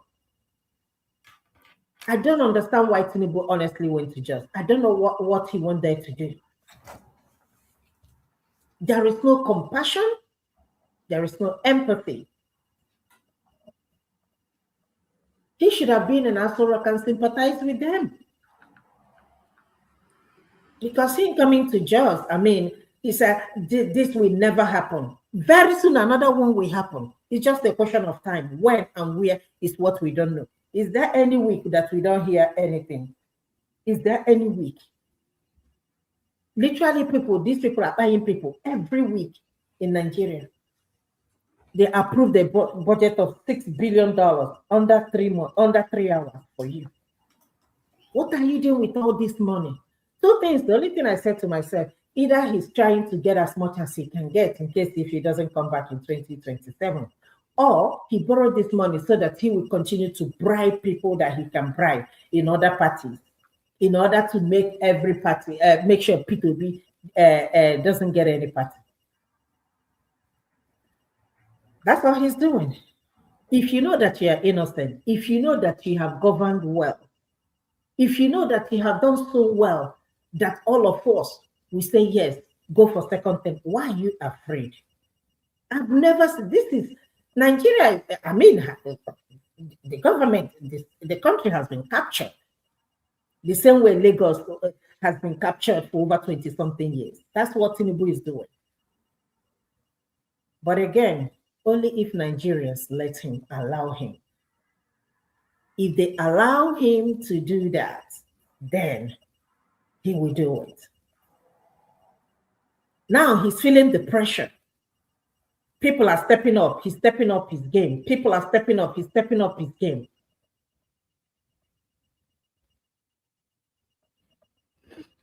Obasanjo will look back and shake his head and be like, I should have done something. I bet you Obasanjo will be regretting. Yeah.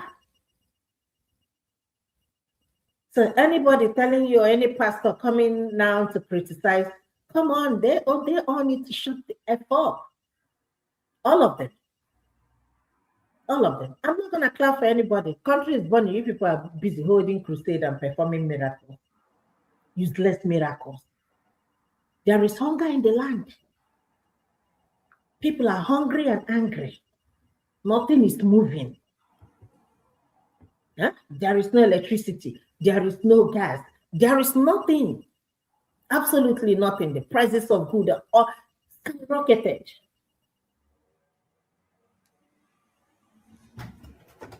There is nothing people can tell you that they are enjoying. And that's why when I see people defending this government, they know that within themselves that this government is not doing anything or hasn't done anything in 4 years. They know, but it's just that they were bribed. But you know, one thing I'm so glad. You see, this country, all of us together. You can be a victim tomorrow or even today. So nobody's safe. Trust me, nobody's safe. This INEC chairman will be worse than the Mahmoud. This one will be worse than Mahmoud. But again, what does he know? He doesn't know anything other than what Tinubu. That's Tinubu's rubber stamp INEC chairman. Whatever Tinubu wants, that's what he's doing.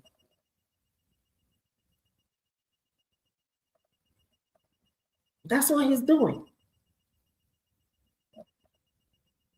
So, I mean, Nigerians, I hail you. Nigerians, if you don't defend this country called Nigeria, you might never have a country next year.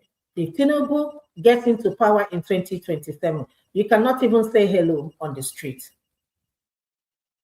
Yes, people will buy for Kwashiorkor. If we let this man continue in 2027, people will buy of Kwashiorkor. There is already hunger in the land already. So what else are we talking about? I always say it all the time. I don't have anything against him. With God bear me witness, I don't have anything against him. You are dealing with one family. One family. They have taken control of the country of 200 and something million people. And you people kept quiet. Look at South Africa. Look at Kenya. Look at what is this country? Nepal. Look at all these countries. They're not playing. Even Iran, that is fighting now. In January, they protested. In millions. They came out and protested. This one, if they call protest, you people are afraid of dying. They're using these people as a political tool. I'm talking about my life. You're busy talking about President Biden. God punish all of you. It's just that sometimes, I just look at it and say, I wish all these causes work. But unfortunately, it doesn't.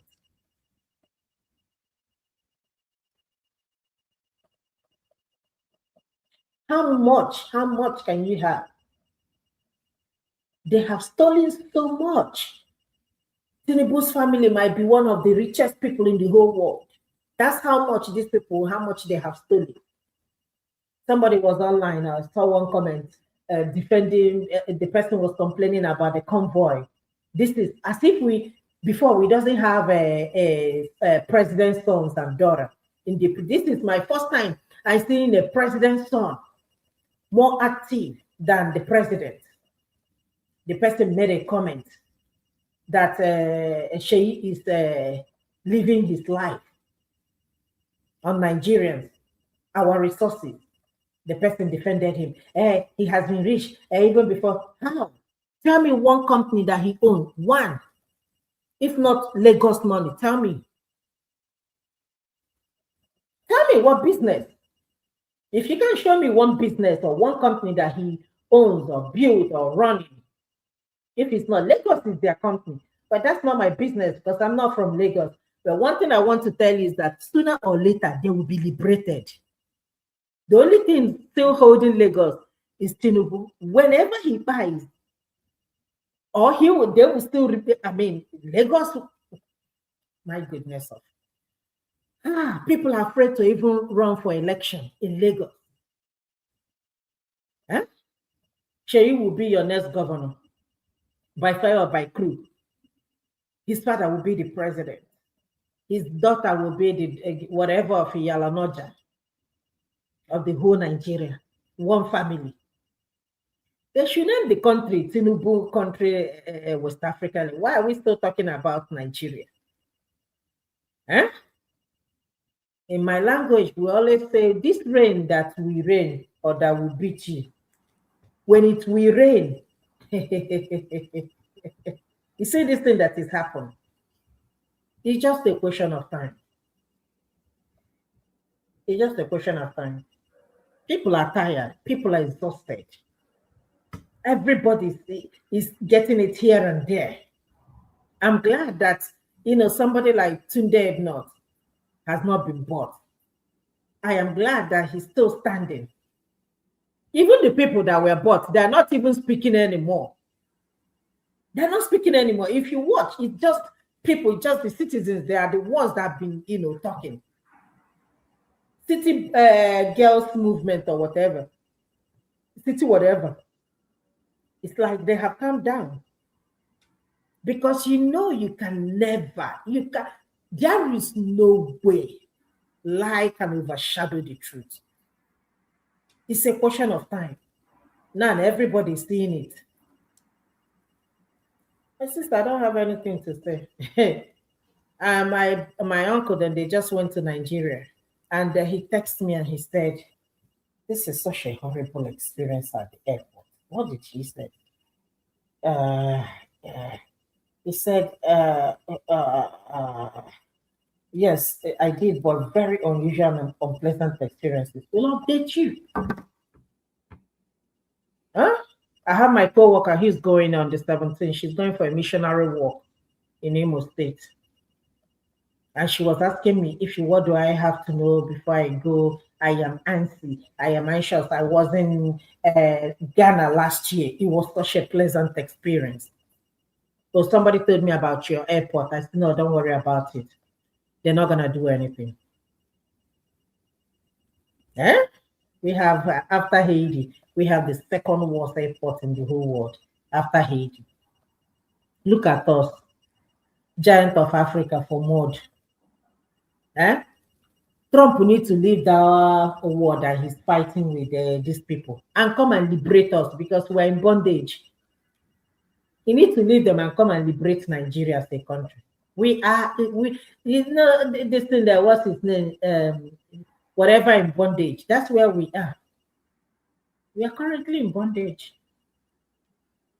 People wake up when you see them, they are not even human beings. You see somebody walking around, you won't even know that the person is just an empty human being. You can't afford to eat 3 times. I'm asking my sister said, you eat breakfast. You wait till maybe 1 o'clock or 2, you eat lunch and eat dinner chicken. Those days are gone when you eat breakfast, you eat lunch, you eat dinner. How many people eat 3 square meals? Maybe people with little kids, and you know how that will go. Huh? Oh, my sister, I beg. I go. I just get back from work. Nigeria matter. I mean, if you talk about it from January to December, if we don't remove Tinubu next year, the suffering people are suffering now will be like, we missed, how will I even describe it? I can't even imagine that I will be saying, hey, we miss Jonathan, not to talk of Buhari. People are missing. Buhari told you people that we will miss him. Who are like, Papa, we not go miss you. Imagine. Yeah? He was a prophet too. Because what he prophesied, that's what is going on. He said, you people will meet me. I heard his son is trying to run for House of Rep. He doesn't need to contest. They will just give it to him. Tomorrow, his son will be in the Nigerian president. My sister, good night. Thank you for lending your platform. You are just doing the little you can. Your job is just to tell people the truth. Whether they will listen or not, that's not your business. But if we don't all rise up together and put all these tribal differences, religious differences, and all these calling names. When I went to work this morning, I got into the elevator with a guy. He turned to me and said, are you from Africa? I said, yes. He said, where? I said, Nigeria. He said, oh, I'm from Nigeria. He looked at my name and said, Ifeoma. He said, my name is Ademola. Oh, we were so excited to meet each other. We weren't even talking about whether he's Yoruba and I am Igbo. No, just for the fact that he is the Nigerian.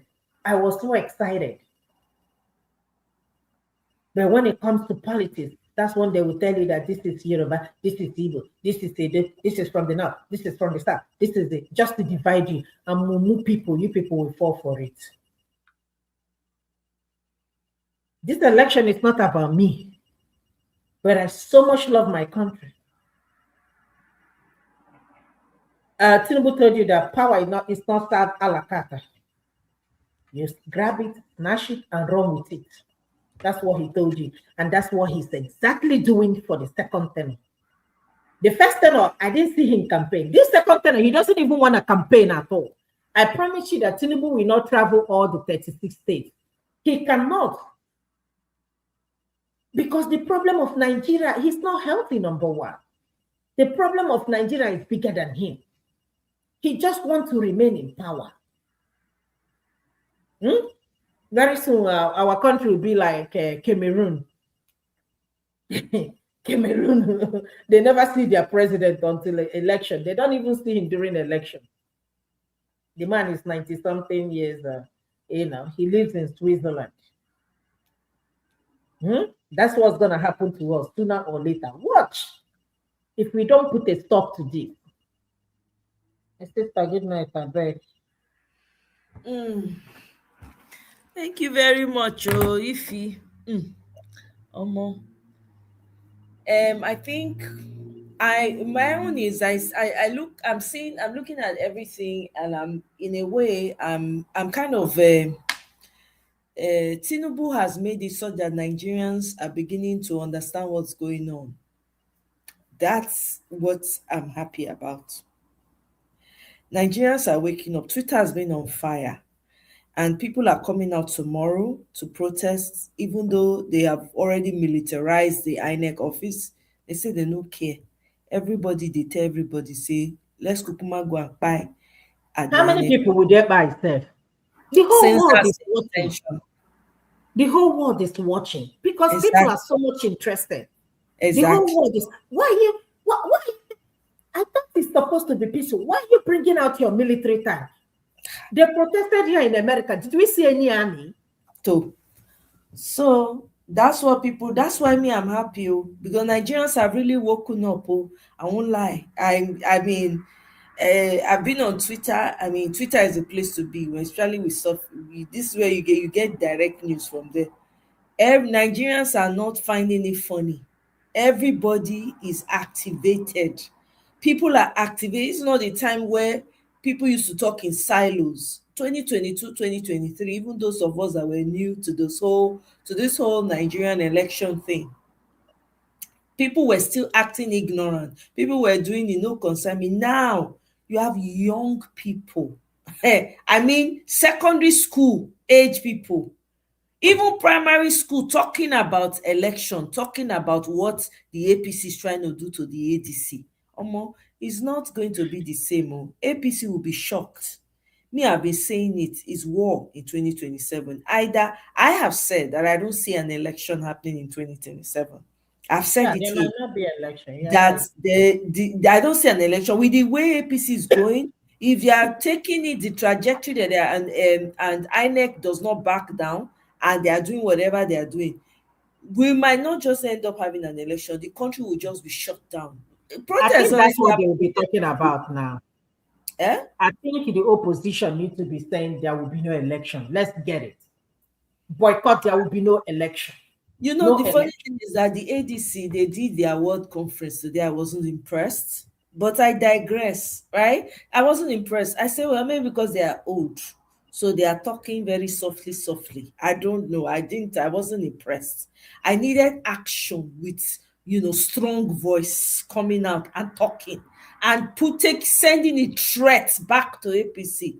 But hey, you understand? What me I'm happy about is the reactions of the people. And I know that the only people that will deliver Nigeria is the people themselves. It's not the politicians. Yeah. It really isn't. It's not even the opposition that will deliver. It is Nigerians themselves. The North is already mobilizing. This is one thing I respect the North for. Yeah. You know, they Oh, have they a are lot ready. of things going wrong, but Ready. when it comes to stuff like this, they have one mind. Yeah, they're And ready. they are ready. They are almost beat up. There's one guy that's been calling Tinubu to come and save him. They beat the guy to a pulp, say they talk about APC. Do you understand? This is what I That's why expect. Tinubu is afraid, because he cannot Exactly. campaign in the north. He knows that Exactly. you're totally lost north. Trust me. Exactly. He That's has why he's lost it afraid. completely. And Kwakwasian's move to ADCs was shook him to the core. Yeah. They don't expect that move Yeah. at all. Say go join ADC. That is what has rattled them, because they were expecting, because the whole members of rep or house of rep or whatever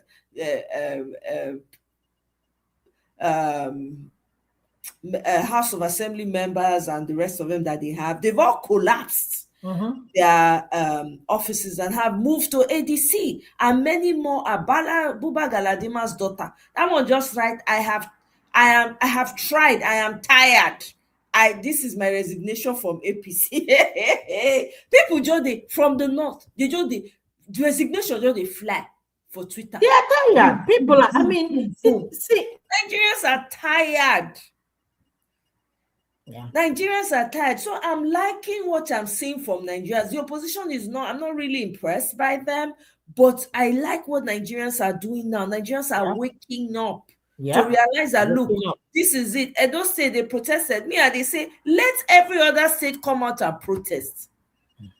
Every time that from that axis, Edo State, or may every state fall out. If you know you are not happy with what's going on, fall out. Edo State, they block. I trust my people. They don't really sharp. They don't block road. They don't block road. That's the one that's supposed to give them 3.5 million. Have you forgotten? Exactly. I want to see as Obeblo want to collect the 3.5 million. I want to see people when they vest. How many Agberos they get? How many military people they want to send come Edo State? How many? Oh my God! People that are already stretched thin. So for me, I am just happy with what the people I'm happy that the people are mobilizing themselves and they are not waiting for any opposition. Let the older people be doing whatever they feel that they need to do, right? But we need to put our money where our mouth is and let the people mobilize themselves. That's the solution. It's really the people are the solution to this APC. Now they'll be the antidote to this APC. If the people come out en masse and refuse to leave, which is what they are pushing for, refuse, stay there, morning, night, evening, they chop for dear. People, they chop for dear, go back, come back. I'm telling you, APC not get choice. They're not going to get choice.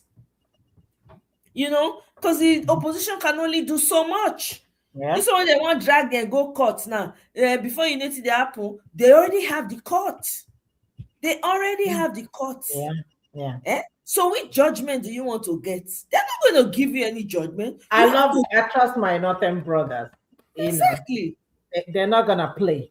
And they that's already, look at them already stoning the pictures. Wherever they find the pictures of this madman in a bat, they are stoning everything, ripping it apart. That is how they goof. South see they do. Anyway, not supposed they rip everything apart. Make the whole place they hot. That's what needs to happen. It's only South that is, they're still playing tribal card. That's the only thing. But most of the Southerners don't support. Mind you, it's just their politicians. It's only the Southwest. Majority of the Southwest. I want what do they call them? What do they call them again? What's their name? Not the Omoluabis, the Eronko amongst them, the ones that are supporting these Tinubu people, right? Those are the only ones that are supporting, right? Some of these Southwesterners are supporting, but the South and Southeast is majorly for Obi. Yeah. Oh, yeah. I want Ronu Kuz. Thank you. Ronu Kuz them, right? Those ones are the ones that are supporting collecting rice and singing on your Monday. After they don't collect rice and carton of whatever, who know it don't blow up for that. It don't turn to Sobi. And only the Southwest cannot give him the vote. Only the Ronukus cannot give him the vote. If he doesn't get votes from South, doesn't get from Southeast, doesn't get from, it's over. It's over. So it's the people that will determine. So let ADC be doing what they need to do. Somebody even, one son laid out how they should move, right? Let me read it. The guy laid it out. His name is Great Oracle, Abdul Mahmoud, right? He said, what ADC needs to do: 1, apply for the accelerated hearing of Nafiu Bala's suit at the High Court. Push for the conclusion of the suit within 2 weeks. 2, it's a suit about the defense of the independence of political parties and democracy, so mobilize lawyers to appear for ADC. Number is important. 3, ADC leaders must show courage by appearing with their supporters in the streets, okay, of Nigeria. So if people poor come out, all them Atiku, Peter Obi, Amechi, all of them, Malami, if he's there, all of them need to fall out. Occupy the axis of evil, police, army, and the courts. Reinforce the ADC media department. Externalize campaigns abroad. Take this shit abroad. Yeah. Get somebody to get in the ear of Trump. Trump, na action man, hate him or love him.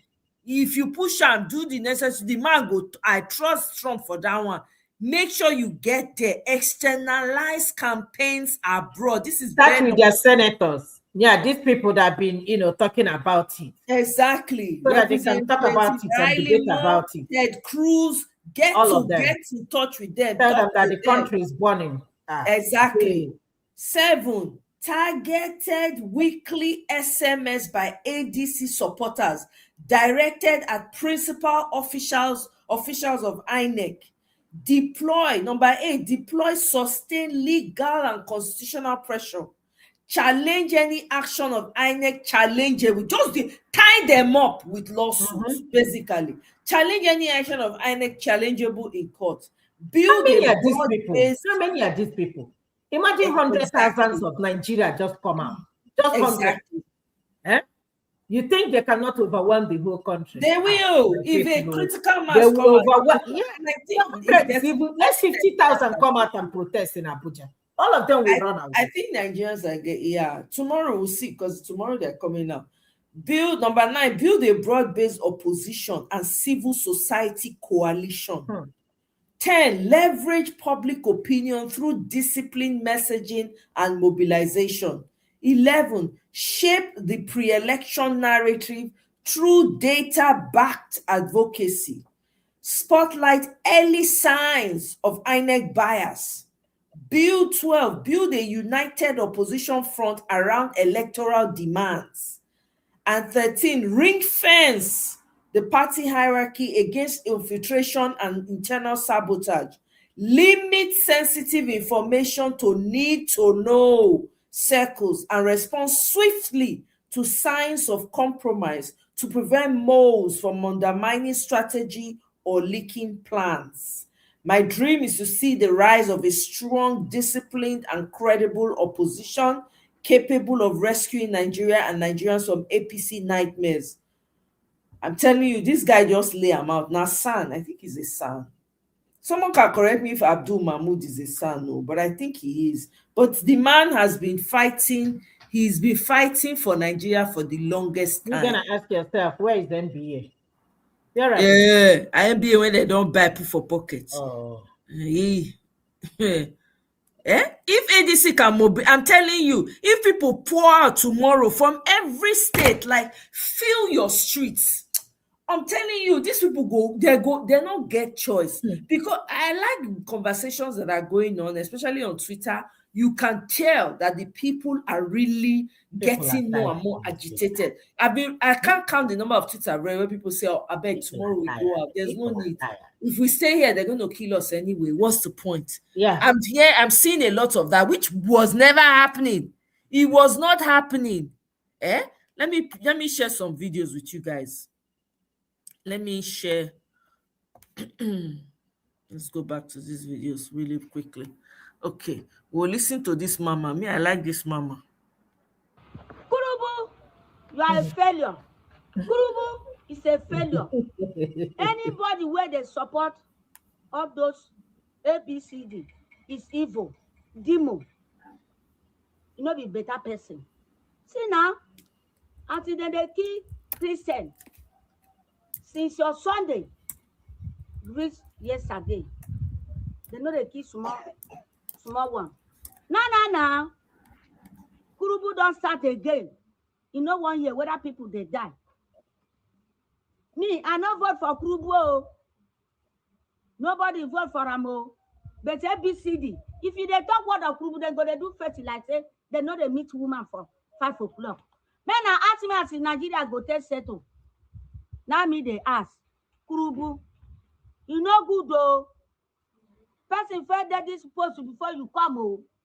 When you go, you must say to nobody go. But you know the shame. Now you go job, carry you food for back. Then they chop your rice, they chop everything where you carry go. Go try them. That thing where they do no good though. Men I talk to Kurubu. Not be president of Nigeria, they talk to now Kurubu they talk to. Now that one I know. So not be say like so. When I go say what in Kurubu they do, you good though. Their side, now cat and rat. Now in their village, no house, no woman, no man, no boy, no girl.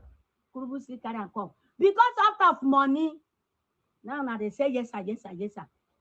Maybe kiki will go pen on that person go to value for Kurubu. So now I make a say me I come talk to Kurubu. Kurubu is a nonsense. It's a failure. Kurubu is a failure. Now failure. Now Kurubu, now failure you be. Me, I don't know what thing go make me. I go say, I go meet you. You know good though. Anybody will see what thing no good. That people where they keep. Now they're supposed to vote for you. You don't go carry Boko Haram. Go meet them. I know they say you thank you. But if you go follow you, demon or zuo, not zuo. They drink person blood. If they chop person body, you go there, they do eye like albino. Me, I don't know. Me no know. Alpha, transfer. No, I do transfer. I do for transfer. Sorry, May God not allow them. Yeah. Who kill by sword, go die by sword. As a Kurubu there. Bini say, who put bid for hand? You know they do bad. Who get children? You know they do bad though. The time where you go, the receiver. So as you sow seed of bad, it will locate you forever. There. All right. Let's keep going. I have a couple more and that's it. Jam'iyyar adawa ta ADC a Najeriya ta buƙaci shugaban hukumar zaɓe ta ƙasa INEC Jos Kpaing ya sauka daga muƙamin. So that they call for Amopita to step down. That was now one of the demands when ADC make too. Make it come down. Make it leave. Honestly, I don't even know how to start or where to start from. I'm only able to get up because I've been down. Even when I try to make videos, if you look at my face, you will know that this man doesn't look sound. But yet, I just still try to contribute to the issues. I just saw on the news now that INEC has removed David Mark and Aregbosola as chairman and secretary of the ADC, respectively. I was like, what kind of a country is this? Somebody just can't wake up one morning to a news that will make you have some. I'm going through challenges as in health-wise recently, trying to survive on medications here and there. Even the medications you will buy with your money, they will be fake, they won't be effective. Imagine I've been taking drugs for the past 5 days. I'm still where I am, still feeling the same way because the drugs are strictly substandard and fake. Because we have a country where everything that matters is how to make money at the expense of another man's life. You get the point? So, but then we still need to talk. Because in this country, I think we've talked enough, and the purpose of the talk is to be sensitizing people, because so many people have ignorance of the happenings, and who doesn't know cannot act. That's why we still use our last breath to talk. And as for those that have the energy, don't fail to act when and where necessary. You get the point now. Now, we have gotten to a point where these people is pushing us to where, in fact, they've long pushed us there, but unfortunately, we refuse to act. Reasons, I don't know. So now that we've seen this news, the question should be, who is INEC to remove party chairman and secretary based on which court proceedings and orders? I know, see, in a situation where you now have a very useless INEC, when I mean useless, extremely useless, judiciary condemned, useless, extremely useless, the National Assembly, the most useless. Now, all of this now being made possible by one man. That's this man you are seeing here. He has rendered everything useless because he has acted to be a political coward. Tinubu has been, obviously Tinubu is a political coward who is not bold enough to face an opposition. So if you look at the tactics and styles he has always applied in politics, he bring down oppositions, not like he outperform. Because there's a way a governor will perform. Opposition will tell you, in second term, don't even go. Like what we are having in Abia State. You understand? People will tell you don't go, like what Godwin Obaseki of Edo State did in his first step. All his attempt was like he had so many projects ongoing. Based on the basis of that, so many people were like, don't even contest this man in his second term. You can't. That has never been Tinubu's style. It has never, right from his days as Lagos State governor. His style is stifle the opposition, destroy the opposition. Is that a style of politics? Outperform your opposition so that the electorate will have no reason to look at the opposite direction. Recently, there's an issue going on that I've not been able to talk about. I think this is strictly on my head ground. When I learned that they want to revalidate permanent voters cards, that is said to be permanent, because it is only in Tinubu region I understand that English is no longer English. Permanent voters card to be revalidated, then I knew something was fishy. Because if you look at the last election in Abuja, the local government poll, so many people, over 70% of the voters were disenfranchised, using one tactics or the other. They tend to replicate this at the National Assembly, at the national level. But even with all of this, you still don't want to have an opposition at all. You claim to have the 36 governors, let's say so. You have the National Assembly, you even have the INEC, you have the judiciary. You still don't want to have an opposition. What kind of a weak politician Tinubu is? How weak are you? A coward of a politician. So you want to strangle our opposition. Share Nigerians, for those of you that took side with the idiots that were saying Peter Obi is weak, he couldn't fix the small problem in his small party, he ran away. You cannot see the problem that was in Labour, where it came from. They have resurrected it now in ADC. We know it was going to happen. We know this was going to happen. I hope Nigerians is ready to fight for this. This is how they planned a very useless Lamidi Apapa and one stammerer Arabambi in Labour Party, destabilizing the party, and later they added Julius Abure to the fold. They made Labour Party uncomfortable. Wike already grabbed hold of PDP. Imagine Labour, imagine this same useless INEC recognizing the Wike faction of the PDP. So anything that Tinubu presides over is what this useless INEC we recognize. We've had a bad INEC before, but I know the one we're going to have under this professor that looks dull. This professor they call Mupiton that looks very, very dull, like dullard. This is an INEC that will be worse than the National Assembly, a purely rubber stamp. You get the point now. Now, they've resurrected one man now from Gombe State. With all due respect, he was a key member of the ADC. You get the point now. He was a key member of the ADC. I think the Deputy National Secretary, or should I say, what was that his position again? Okay, Deputy National Chairman. And that's the person of, I think that's the person of, what's his name? Nafiu Bala from Gombe State. This man, on the letter I've just displayed now, the letter you are seeing now, dated on the 17th of May, 2025, wrote a letter of resignation. And it was addressed to the National Chairman, African Democratic Congress, ADC. Letter of resignation, Deputy National Chairman of the African Democratic Congress, ADC. He said the above subject hereby refers to, please, I, Nafiu Bala, do hereby write to notify you of my resignation as member of the National Committee of our great party, African Democratic Party, with effect from the 26th of May 2025. So which means as of 26th of May 2025, this resignation took effect. He has notified the party in advance.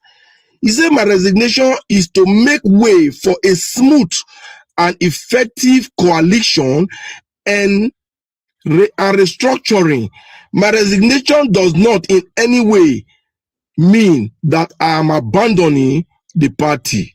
So I will be ready to serve in any other capacity I may be called upon in the future. Why I thank you for the supporting, for this opportunity offered me to serve our great party. Please accept the assurance of my highest regard. Yours faithfully, Nafiu Bala, 18th of March 2025. That is when this letter was signed. Now, this letter was his letter of resignation. And there was another one which I'm displaying again now, where the ADC has notified INEC of the changes in this key position. And this letter to INEC is dated 1st October 2025. This letter was acknowledged. So what kind of rubbish are they doing? They've gone now. The APC have now gone to resurrect this Nafiu Bala on what terms and conditions we don't know, and they want to use it as agent of destabilization. They want him to play the role of Arabambi and Lamidia Papa in the ADC. Nigerians, is APC not asking for too much now? Of course they are. And somebody will still look at this and say, Tinubu is a master strategy, a political guru. No, this man is a demon. He's evil. Honestly, if you asking Nigerians not to vote, you cannot stop them from fighting. That's one thing the APC must know. The DSS, the law enforcement agency, I know is your paymaster. If you cannot advise him to stop, then be ready to preside and fight those that want to fight, because it's going to be like a... See, what you people are asking for is something I don't want to say. Since you said election will not work in your time, then you'll be ready for a fight, because that's the obvious, and that's the obvious direction. The only option available for Nigerians. What kind of rubbish is this? You are scattering everywhere. See, I'm not too strong now. Headache. Otherwise, I'll continue as soon as I have more strength. But my people, for now, please just help me share this video. Nigeria, we are in deep shit.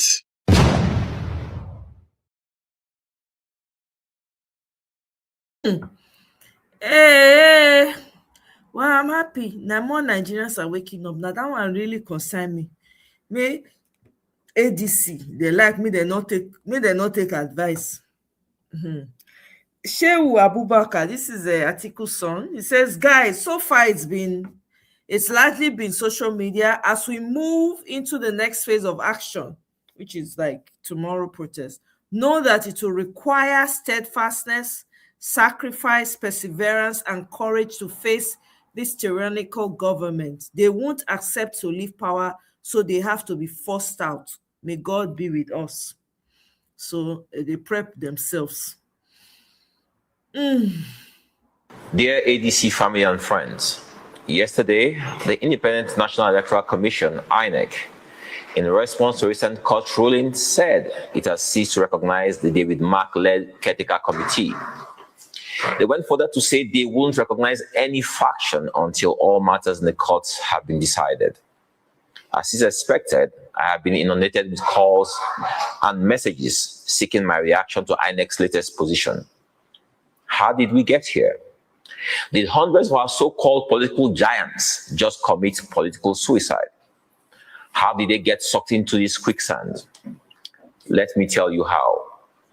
Ralph Nwosu, whose tenure as chairman of the African Democratic Congress lapsed on the 21st of August 2022, sold the ADC to men who had destroyed their parties and were seeking for another party with which to prosecute their grudge match against President Tinubu and the APC. This group of mostly ex-political office holders who have held sway over the affairs of Nigeria for the last 40 years or more had attempted to register the ADA and then jumped to the SDP before they gate-crashed the ADC in the middle of the night. How do you explain this? Jumping from political party to political party, no ideology, no belief system, standing for nothing and believing only in the notion that power is their birthright. I had long wondered that the ADC was bad market and that anyone who attempted to come into the party through the back door will be shown the way out through the windows. What we are seeing today is just the beginning. There are several court cases that will end at the Supreme Court, and the only way they can win is if the Supreme Court can change Monday to Saturday and Saturday to Tuesday.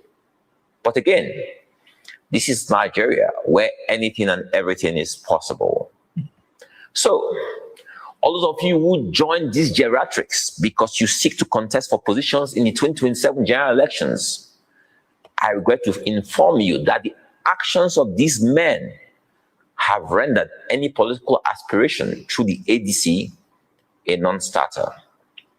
There are many who will say that this means that we are now a one-party state.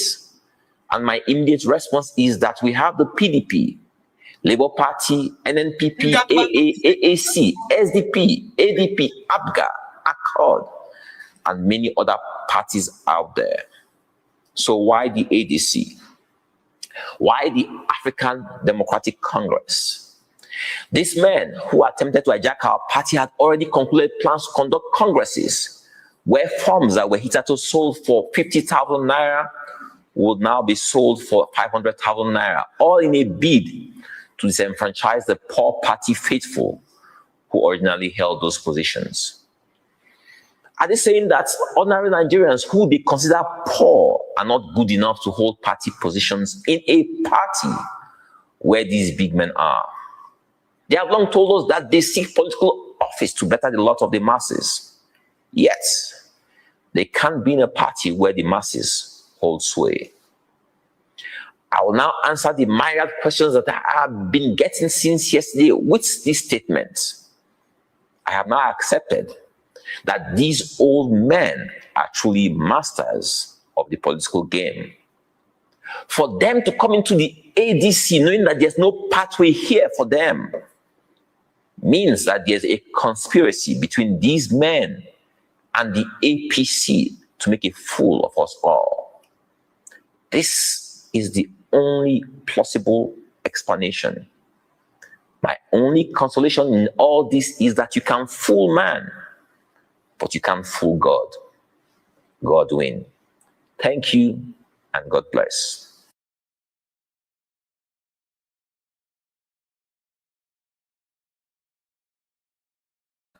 So you guys are saying he's a stooge.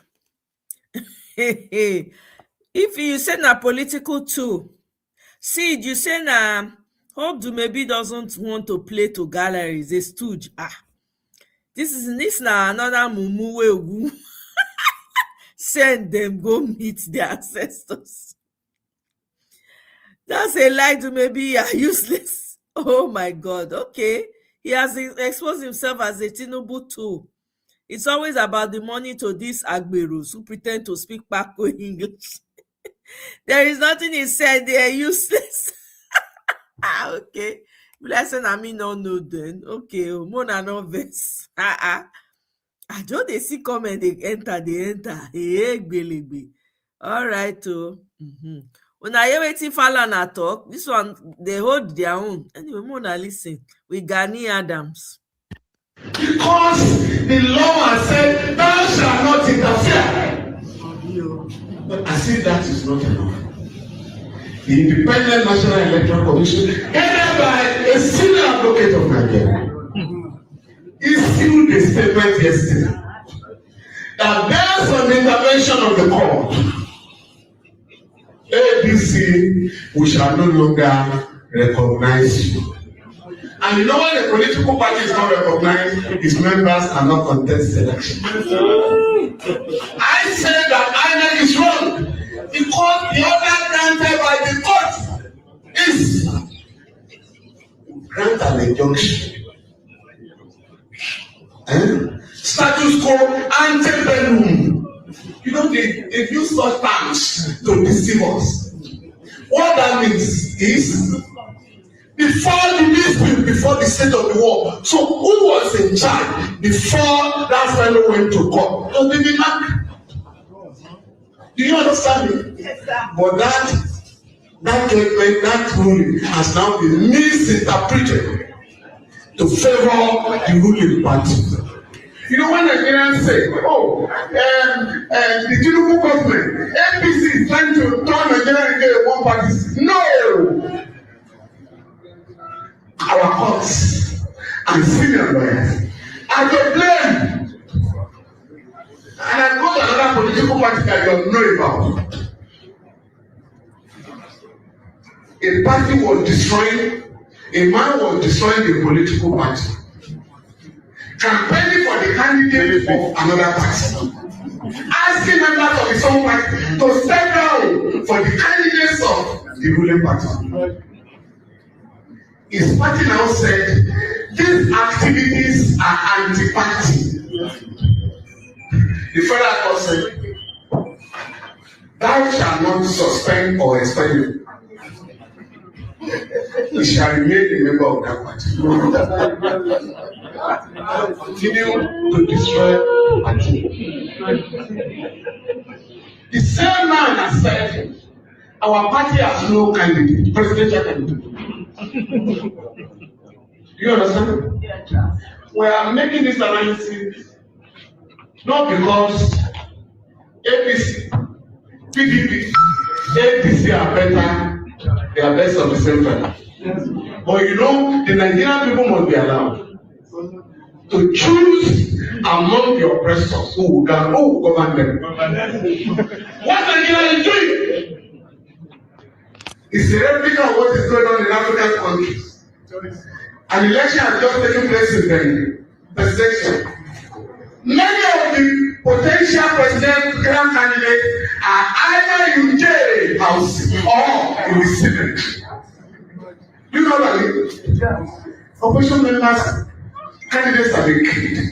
Or those who are lucky to be alive are in jail house. In a place like Tanzania, Uganda, the most popular candidate was charged with treason. So when the election was going on, he was battling for his freedom. Do you understand me? When our man had just left there, she was of AOC. I'm sure you know he's fixing it. Many trials. I'm sure you are aware. So instead of campaigning, Shewore will be making efforts not to be jailed. Even the other leader of the PDP has also been charged with contempt of God. In fact, they called me another for his arrest. Then you are like anywhere. But they have temporarily suspended that. But it's going to be arraigned for contempt. So at the end of the day, through the manipulation of Nigerian courts and senior lawyers, you may have only one candidate contesting the presidential election this year. My wife has assured me, family, with what is going on, Nigeria may have to save the money for the presidential election this year.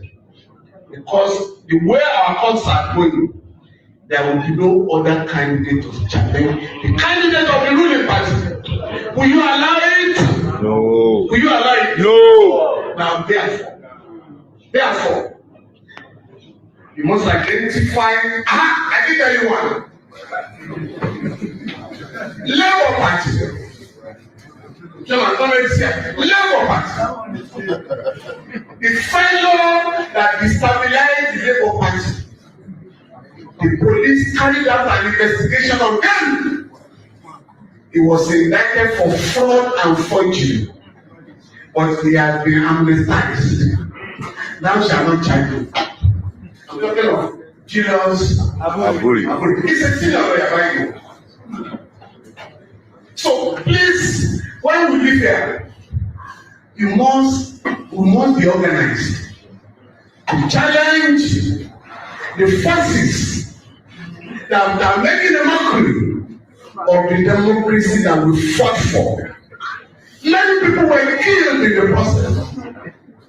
Even our comrade, with a good medical system in place, might not have lost his life. Yesterday, 2 days ago, a lawyer died in an elevator. Because there's no life. Those things don't happen in some parts of the world. Do you understand me? The president that has promised to give us uninterrupted electricity has just installed solar in the villa. No, it's not a lasting matter. All Nigerians are entitled to solar panels in their houses because that was fixed with the funds, public funds. Do you understand me? We must begin to say that under this their manhood constitution, there shall be equality before the law. I don't know. Somebody was in detention. I'm sure you have read it. They arrested a big man recently. And after about 2 weeks detention, lawyers in various WhatsApp groups started calling for his release. And I challenged them. Are you aware thousands of the oil colony are in detention? Have you ever heard that they be charged or released? Before that died down, this big man lost his mother. He was in detention without a court order. He was released to bury his mother. Do you know what I'm talking about? I now say, before him, about here, who is standing trial for narcotics, lost his mother in DSP. His lawyer filed an application in court and he was released to go and conclude the burial rites of his mother for 2 weeks. I have now suggested through this medium all suspects in police custody, all inmates and convicts in prisons must be released to bury their dead ones if and whenever they lose them. Because and please, if you know any prison inmate who may lose his or her mother, let me know. It will be an opportunity to go to court and say and convince the court that it will be given the L5 treatment. Do you understand it? And I think that was the point Chiwore was trying to make earlier. That these guys, the way they are going, they will provoke the Nigerian people to a revolution. But we have also been warned that you can't just have a revolution without proper organization. It will become anarchy. Therefore, comrades, the leaders say, you must help us to begin to organize our people for the inevitable revolution. It's either inevitable revolution or inevitable anarchy. But in the interest of the masses of our people who have not contributed to the criminality that is going on, we must get organized. And Yinka will have wanted us to get organized. At this point in time,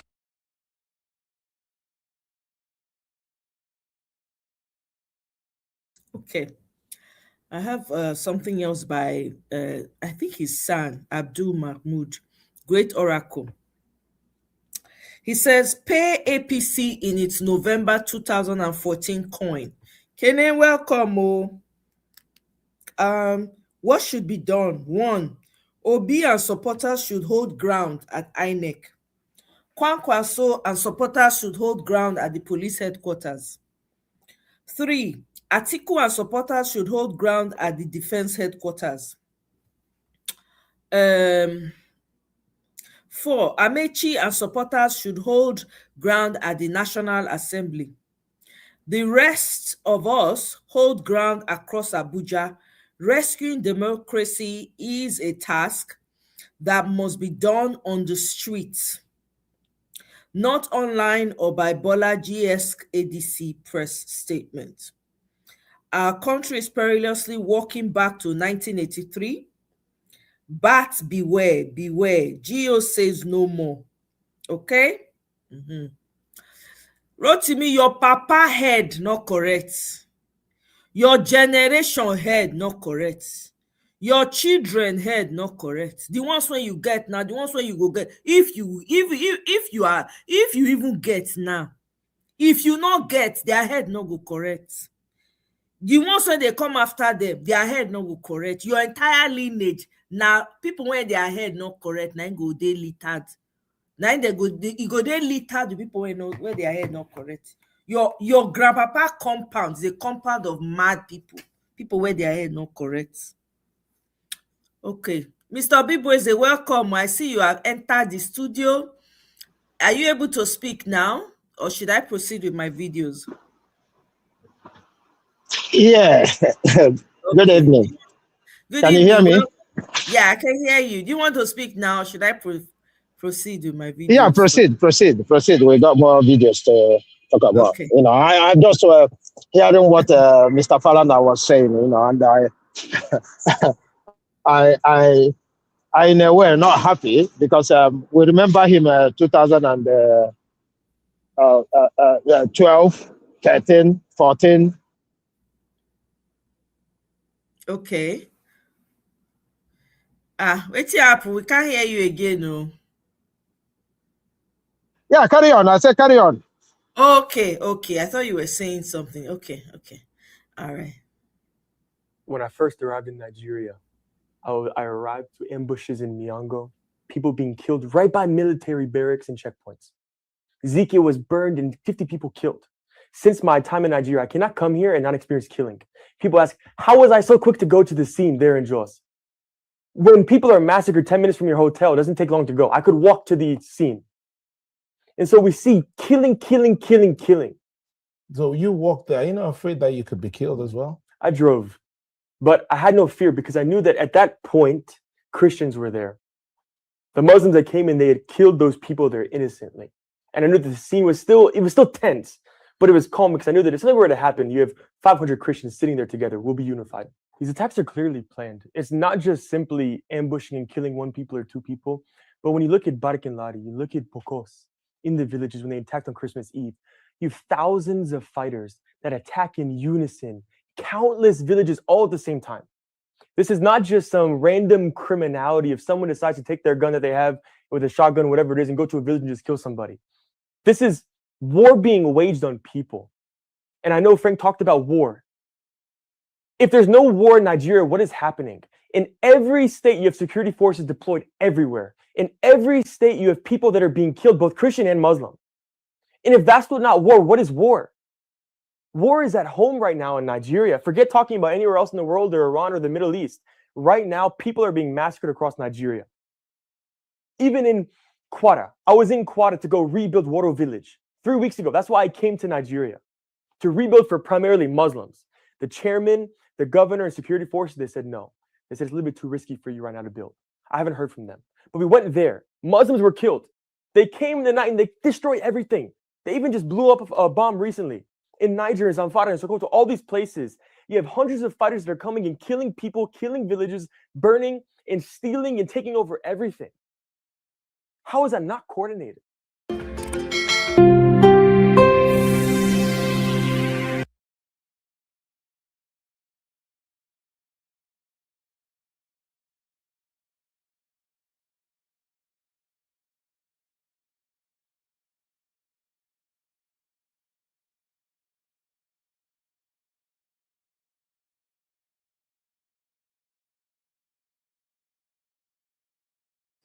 INEC clearly do not have such powers to, decide who is what in the ADC.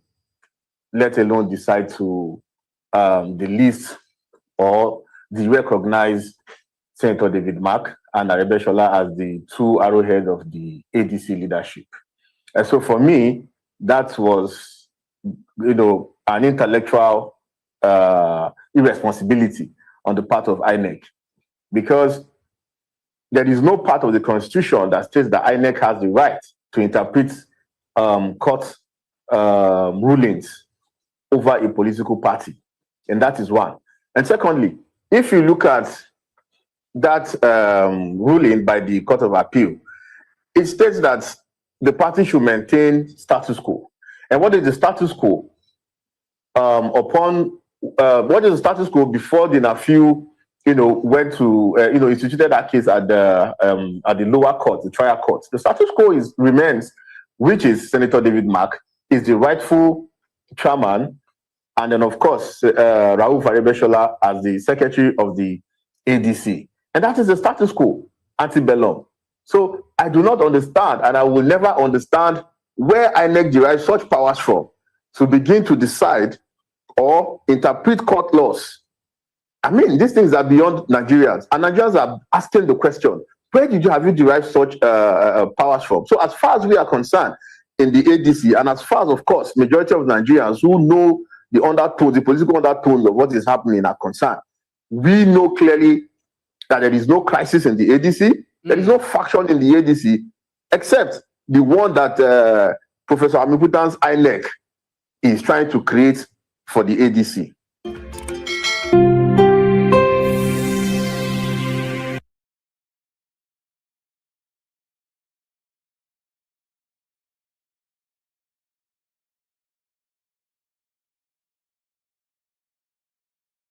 Candidates. Because in the election, they select them.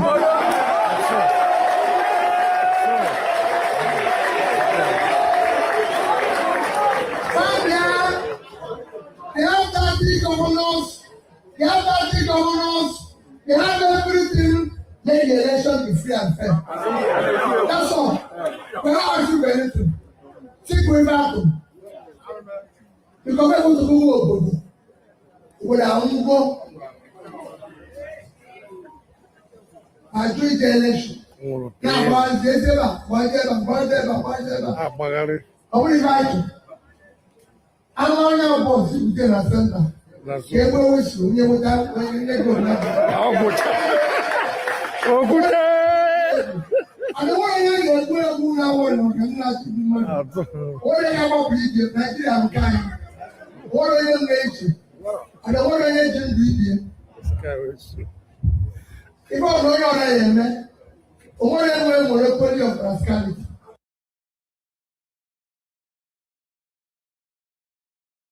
I'm not quoting something out of the air. So, government data, I'm not quoting something out of the air. So, for that 100 billion that goes out every month from Federation account, without appropriation by the National Assembly, by the way, without appropriation by the state assemblies, because part of the money belongs to the states. So each state assembly is supposed to appropriate that part. So the entire deduction and expenditure is unconstitutional. It's an impeachable offense, but it has been going on for more than 15 months from the last time I checked. So where has that 1.5 trillion gone? What is it being used for? Why is the security situation just getting worse? Why is the government asking communities to protect themselves?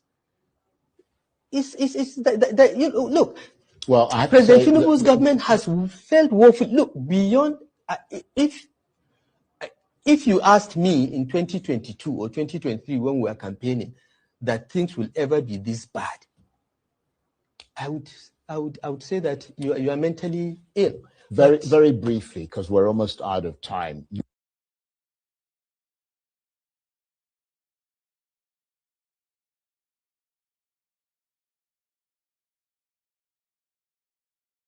People, my heart is wow. Just people, my heart is with you. Just people, their governor went to see them. He was unable to come out of armor tank.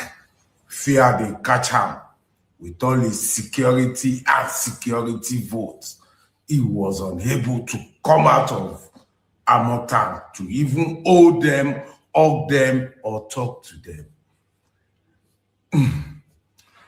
Today, Mr. President was there to see them. Mr. President didn't go to the community. He addressed them at the airport. Mr. President, why didn't you go there? You had your army, navy, police, DSS. Why the fear? Why didn't you just complete the journey to say, okay, let me go to the community and see them? The only person that was there with that armor tank, with that security, is very dark man. So I don't know. To me, I think fourth arm of government is doing more than the executive arm of government. Abi, how you see him? Person wey no get security was there. Enter the place where governor wey get security couldn't come out of armored tank. President wey can't get the bigger security addressed them at the airport. Well, at least this time we can say Baba tried. Before, Baba no dey go anywhere. At least this time, Baba tried. It was at the airport to address them. Anyway, I pray things get better one day. Thank you all for lending your voice. At least, if we no shout, therefore no go at all. God bless Nigeria, and we hope for the best. Appropriations Committee and has been warning about this escalating violence against Christians in Nigeria. Thank you for joining us. Thanks for having me. Appreciate it. You've presented an official report to the White House. You've handed over solutions. Here's how we can end this Christian persecution. So walk us through what you think needs to be done. Well, so this report that we presented to the White House was pursuant to the president asking myself and Chairman Tom Cole, the House Appropriations Committee, to investigate this Christian persecution and what I've been calling a genocide in Nigeria that's been going on. So we went to Nigeria. We went there. I saw it firsthand with my own eyes, the tragedy and horror that's unfolding there. So as you just reported, unfortunately, we've had 40 individuals who were killed at a Palm Sunday service, which is just tragic. And then on top of that, you had another 13 Christians killed by Islamic radical militants at a Christian wedding and on Sunday. So we have a number of suggestions in here of how the Nigerian government can work with the United States government to address this. But as President Trump has been very clear on this, if they don't address this, we're going to address it for them. Now, we'd like to do that in cooperation and coordination. But if they don't do that, if they don't step up to the plate here, we're going to start to take the lead on this. Now, currently we have 200 military individuals from our armed forces there training and working with the Nigerian military to try to address their capability gaps that they have there. We have MQ-9 Reapers there currently as well. And as you saw, we did have a Tomahawk cruise missile strike just around Christmas in Nigeria to try to address ISIS and Boko Haram, which also operate in that country largely unfettered, which is a terrible, terrible situation. But look, Nigerian government has been trying to make some steps toward this, but they're not doing it fast enough. Things aren't happening quick enough. And these things keep happening. So something's got to give here.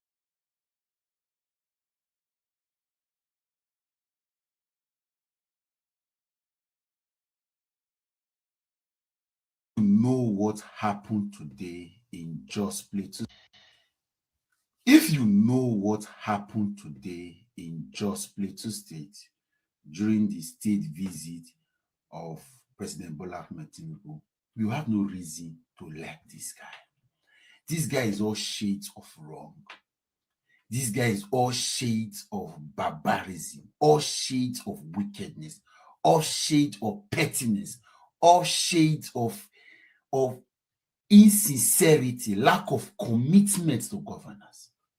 And so the much talked about jamboree visit of Mr. President to Plateau State, it was embarrassing to know that there are several things that happen. Number one, the conference, the intrastate conversation between him and some political leaders, not victims of the insecurity, not people that are supposed to be involved in the crime, as it were, those that are suffering the hardship of maladministration and misgovernance. It was politicians, former governors, and the likes that he met. He met them at the airport. Again, listen to me. That meeting that was all publicized, was it done in any of the communities or cities? There was not on the site assessment. Victims were not brought in.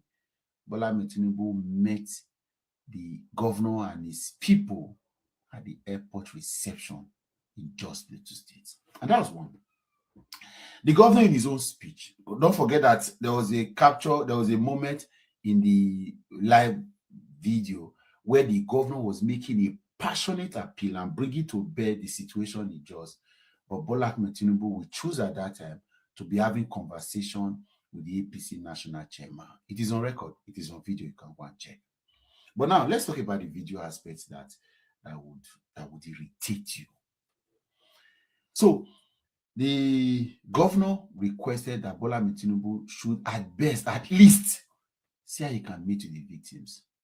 Listen to what Bola Ahmed Tinubu would say in response to an appeal from a state governor that the president that visited them should at least visit the site of the attack and visit the victims, at least commiserate, show that level of commitment to them. Listen to what Tinubu would say.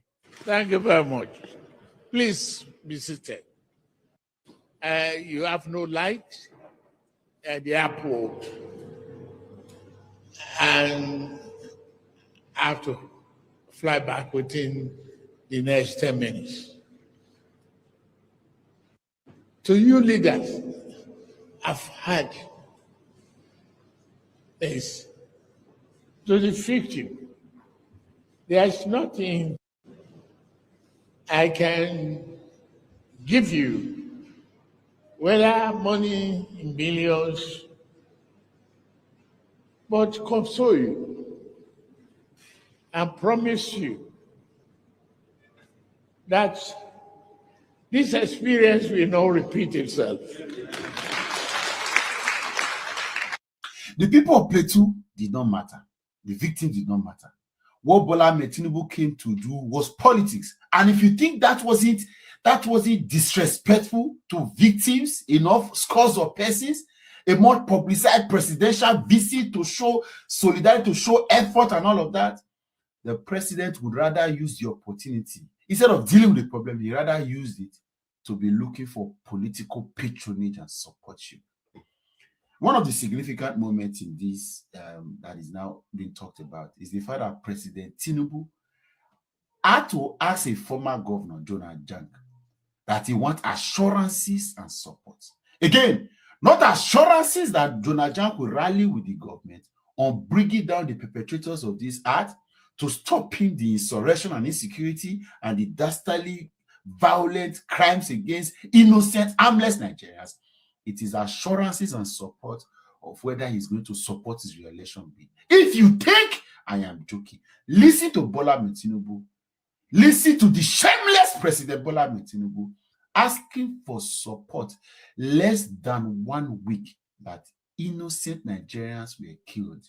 He's rather seeking the opportunity. So what Tinubu went to do in Plateau wasn't to commiserate. It was all politics. Listen to Tinubu.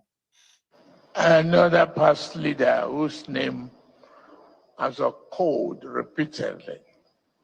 Lalong, get up and give me assurance. And I want to hear from Jang.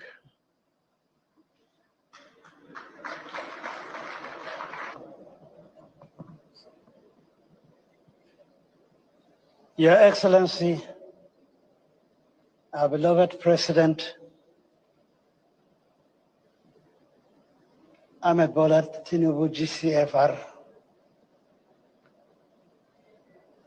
welcome to Plateau State.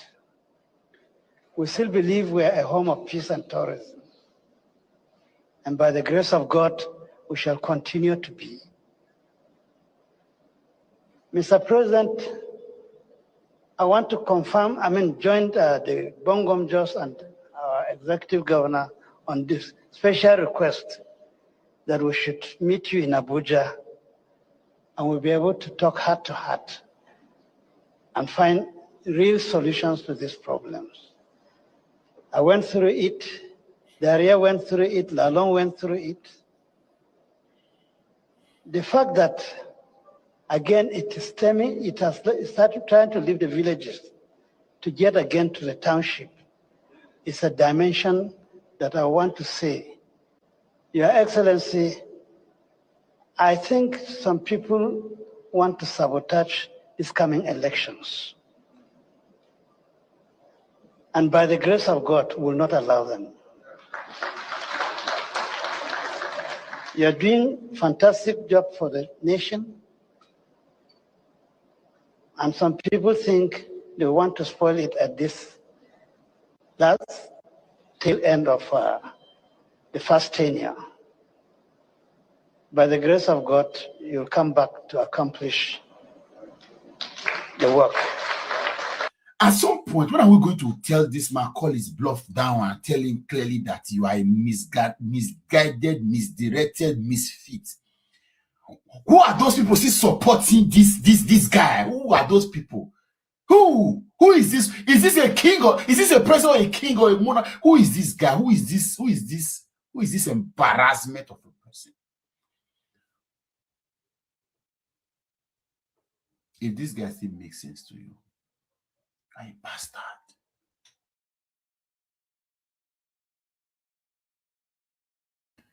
Agbalorun, you are a bastard.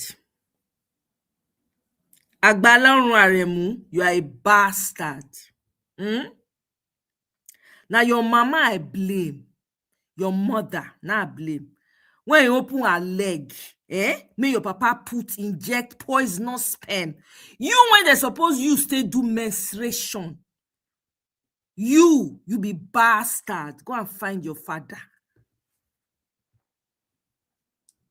You when they release, now your mama I blame. Now your papa I blame. Say he release you from the chain when they tie you down from wherever you came from. You are a bastard. Your entire generation, bastards. Kò ní ra gbá fún ẹ, useless people.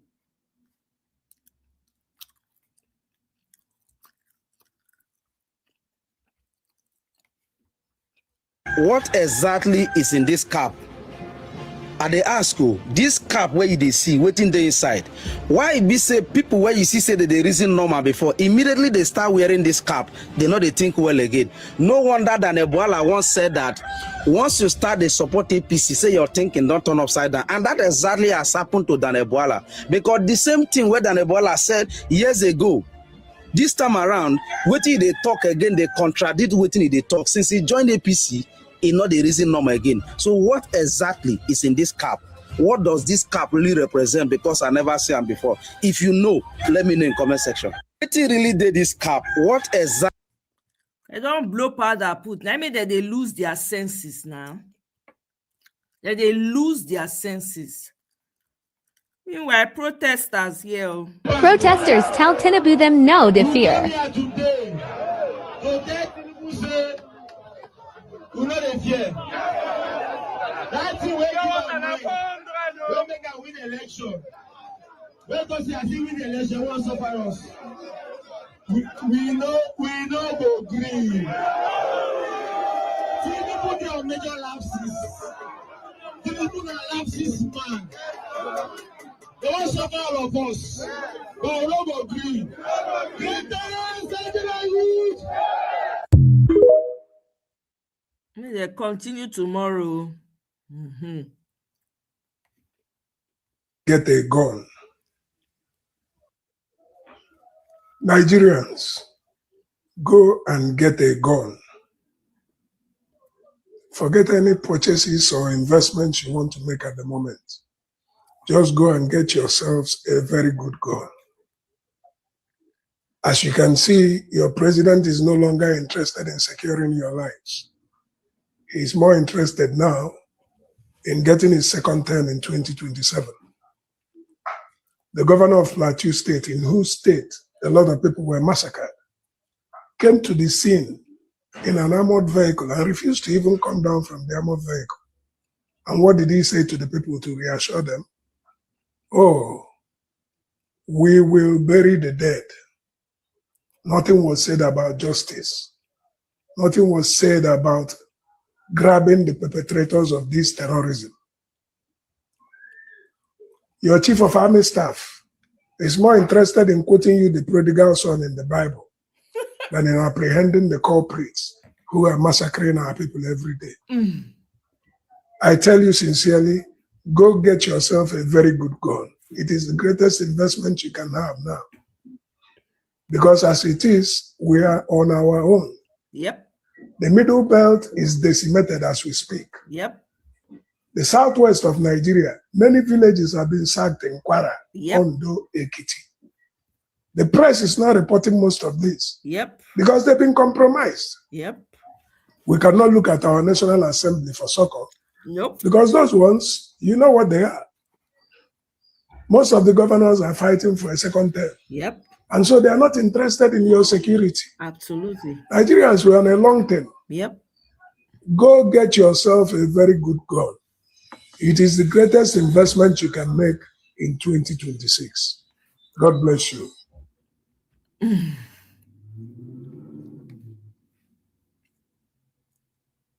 There is nothing happening to AGC. There is something happening to INEC. And that if INEC is confused, AGC cannot be confused. If INEC is a lawless organization, AGC is not. AGC is a law-abiding organization. There are so many lawyers in AGC, experienced lawyers. Our legal advisor is a professor of law. So we understand the law very well. That INEC has decided to disobey the order of the Court of Appeal and offer itself as an agent or a willing tool of the ruling party, we cannot follow them to dance naked. So we are on course because we know that what INEC did is intended to distract us so that we will miss our steps and lose out in the timing. So we're not going to lose focus at all. That they chose the eve of Easter to announce the delisting of AGC will tell you how mean they are and what they intend to achieve, because they know that there will be no immediate time for us to react because of the vacation. We understand all these antics. We are better informed than them. So the message back to INEC is that you can continue to be confused while we run our party because you do not run AGC. There is no law that empowers INEC to run AGC. Now let me come back to the issue of INEC using the court order now to undermine the integrity of the judiciary. The interpretation of INEC meant that the Court of Appeal empowered them to create confusion and anarchy in AGC. That is their interpretation, because they said, oh, we are delisting the David Mark-led National Executive. We are also not recognizing the faction. So INEC is creating a vacuum. Do you expect a true professor of law to interpret a court of law decision? Is it a court of law, a court of anarchy? Would the Court of Appeal ask INEC to go and remove the leadership of AGC and allow the party members to kill themselves? Could that be the intention of the Court of Appeal?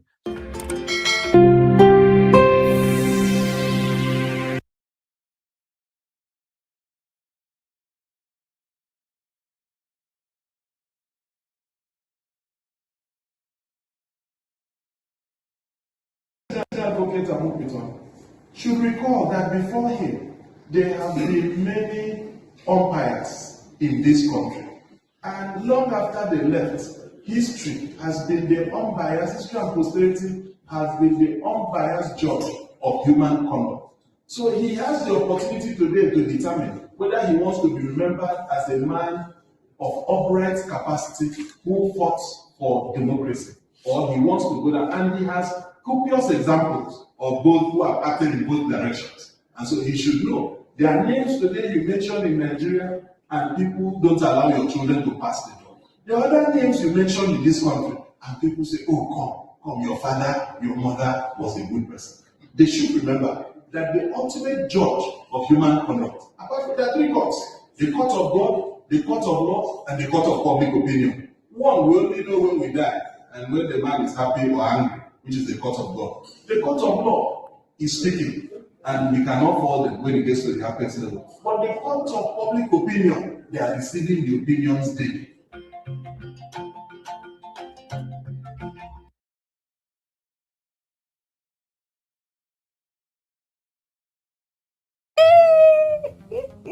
Dem no go fold ke. So LRS, I be saying, wetin dey call them now? LRS. Na LRS, abi. So according to information now, they have postponed the deadline of filing tax.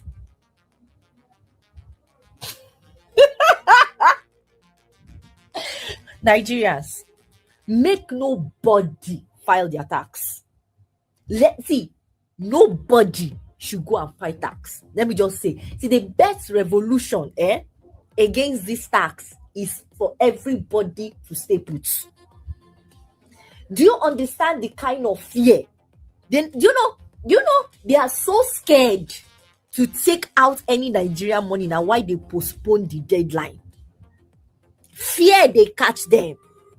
Say if we do this thing, make we just, because they see the only reason that will make somebody postpone something when it's given a deadline is because of fear for something like this. Now fear. Nigerians don't file anything. If you don't file your tax, you are on your own. Oyo is your case.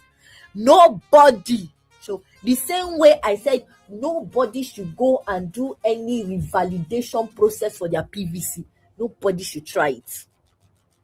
This one are threats now we dey send to them. Make they touch our money for our account first. Make we go say we won't vote. You go tell us say our card dey invalid. Now threats. Taiwo, Amupiton with the threatening una. Make grace enter una head. They could not say what, because now we don't they keep quiet since forward. Shit. Nigeria. We don't even understand the power we will get. Nigerians, you don't even know the power that you have as a people. Make use of your numbers. You are 242 million plus people. Make use of your freaking numbers. Other countries made use of their numbers. They took their numbers to an advantage. Please make use of your numbers. Make use of your numbers. Now fear they their body. Nobody should file any tax. Make we wait, make we see the money. When they go collect the money for our account, now when they go know say water don't pass Gary, craze they for man be head.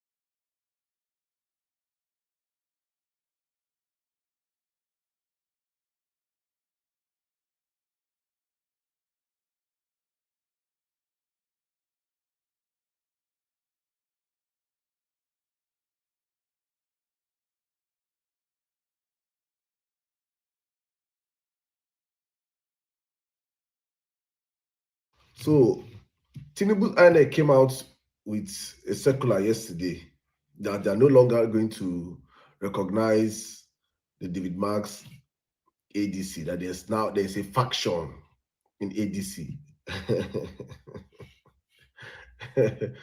in the same week that Kwankwaso defected to ADC, that you saw the uprising of the opposition coming together. In the same week, INEC came out. And this for Nigerians just to understand what we have been saying for so long. For those that have been having doubts in their mind, oh, Tinubu, you know, they have been trying to sell this lie that, oh, he has already secured second term. It's a very big lie. That's a lie from the pit of hell. Tinubu knows that he has lost the second term. What you're saying is the last fight of a dying horse. This man knows he's good. So they are throwing the sink right now. They're throwing the sink in. Everything they're going to do right now this is the last fight. They understand that it is for the masses. He's forgotten. He's going to Jos for something that happened on Sunday. He's going to go to Jos on Thursday. That is like some 70-something hours after. Mind you, from Abuja to Jos by road is less than 3 hours. By flight, it should be like 30-40 minutes. But the pressure is getting to the man. And remember, I released the video yesterday of him in the midst of the whole chaos, immediately looting and borrowing $6 billion US. And it was passed immediately. I saw somebody's post. When they come to doing anything in Nigeria, you see Senate will create a committee. Okay, let us do this project. Senate will create committee. Let us tackle INEC. Senate will create committee. Anything, the Senate will create committee. But when it comes to borrowing money for Tinubu, Senate pass it immediately. This is the last straw of a dying horse we are seeing right now. So for all those that are always thinking, oh, 2027, because what they are doing is fiction. This is Boju. This is a man that knows he's down. You have gotten 30-something governors. Shebi, people came out to say he has gotten 30-something governors. So therefore, 2027 is guaranteed for him. Does this look like someone that knows 2027 is guaranteed for him? Does this look like someone that knows 2027 is guaranteed for him? The plan that these guys are planning is that they are not going to have any opposition into the next elections. There is going to be APC, then weakest faction of PDP against Bola Ahmed Tinubu. But bad news for Tinubu, bad news for you and for your APC cohort. Because it is already in the air. It is already in the air. There's a popular African adage that says, who the gods wants to kill, they first make mad. You're running mad, Bola Ahmed Tinubu. You're running mad. You and your drunken friend, Wike, that thinks he controls the judiciary. You people are running mad. You're running mad. You're running mad. This madness will consume you people. Because you people are still not perceiving the anger that is in the land. Since my history as a Nigerian, following social commentary, I have never in my life seen where there are enough Nigerians talking about revolution. There are many Nigerians that are eagerly waiting for a revolution in that country as we speak now. It has never happened. I have never in my history as a social commentator in Nigeria seen the amount of Nigerians clamoring for a coup to happen in Nigeria like today. You see people openly saying these things. These are things that Nigerians never talk about. It has never been this bad. You people are poking the people. You don't know. You sit in your high horses, you don't understand what's happening at the ground, at the grassroots level. With the hardship, with everything people are putting upon the people, you still want to disenfranchise the people with their right to vote, to select their leader. Tinubu, this country will burn you. This country will burn you. This country will burn you. Let me be warning. I'm not here to sound warning to you. This thing you're doing, you did it with you destabilized PDP. You have destroyed PDP. You and your drunken friend, the drunkard of Port Harcourt, Wike has destroyed the PDP using the judiciary. Do now. You destroyed Labour Party. Do now. You're trying to destroy ADC also. There is so much a man can take. There's so much a nation can take. They might be calling Nigerians as adapters in chief because we adapt to so many nonsense. There is so much an adapter will take before that adapter blows off. There is so much. Keep poking. All I'll keep saying is keep poking. But one thing I can give Nigerians as a takeaway from this whole scenario happening right now, because many people have reached out to me and said, oh, see, is that I'm seeing this from the very bright light. That actually it is showing that they are feeling the pressure. It is showing that their rice sharing has failed them. Their city boy movement has failed them. They are carrying governors, all of them to one camp, has failed them. They are having the judiciary, has failed them. They are having a so-called security apparatus, has failed them. They now want to collapse everything possible that they let them be the lowest on the ballot. So Nigerians, do you now see that the power truly lies in your hands? That's what people like us have been shouting since. That the power of the people is forever greater than the people in power. It is just that the people of Nigeria do not understand that they truly own the power. Tinubu has no power. Tinubu has as much power as we, the people, give him. And we have given him so much for so long. We have given them so much for so long. They did that. If 1 million Nigerians rise up and say enough is enough, Tinubu will run away from Nigeria. If 1 million Nigerians stand up and say, we no agree again, we occupy Abuja, Tinubu and Wike will run away from Abuja that minute. 1 million in a country of 200 million people. It is just that we don't understand these things. That's why for me, it is important I keep emphasizing for Nigerians to understand we cannot be tired. We cannot give up. But one thing we must understand is that you see 2027, it's either Tinubu give us back our country or we take it by force. That is the mentality Nigerians have to carry going 2027. It is either you give us our country, free and fair elections. We don't even want free and fair. Grant us the elections. If you win, Bola Ahmed Tinubu, rule us. But as long as Nigerians come out in our numbers and we reject you, you must go. If you choose not to go, Nigeria will swallow you. Nigeria will swallow you. Nepal will happen under your hands. Let it be heard. Let it be said. Nigerians, we cannot be scared in our father's land. This country belongs to every one of us. We are all equal stakeholders in this Nigerian project. There is nobody is more Nigerian than I am. Tinubu is not more Nigerian than I am. Tinubu is not more Nigerian than you are. We have to start understanding this as a people, that the power lies in our hands. I'm happy that these all things are happening. A dying horse will not be kicking this way if it was not dying. It is over for Tinubu. You're a one-term president. You're a one-term president. When your madness comes down, you're on your INEC. If Nigerians, in fact, Nigerians get ready, you'll just be getting ready. Because this revolution people have been shouting since I'm saying on social media, it's like say, me, I've been saying my own, I prefer it a ballot revolution. That we go to ballot and vote, and they try and steal our vote. The Nigerians will from there. But as we are seeing it, it seems they want it before the ballot. It seems Tinubu wants this revolution before the ballot. So let's be watching them. And I hope the opposition leaders can all gather right now and understand. Everybody, if it's outside, if I say we're coming outside, everybody we're outside. One thing we cannot show this regime is fear. If the Iranian people can stand up against a retrogressive regime, there is no reason why Nigeria should not stand up against this satanic regime. There is no reason why.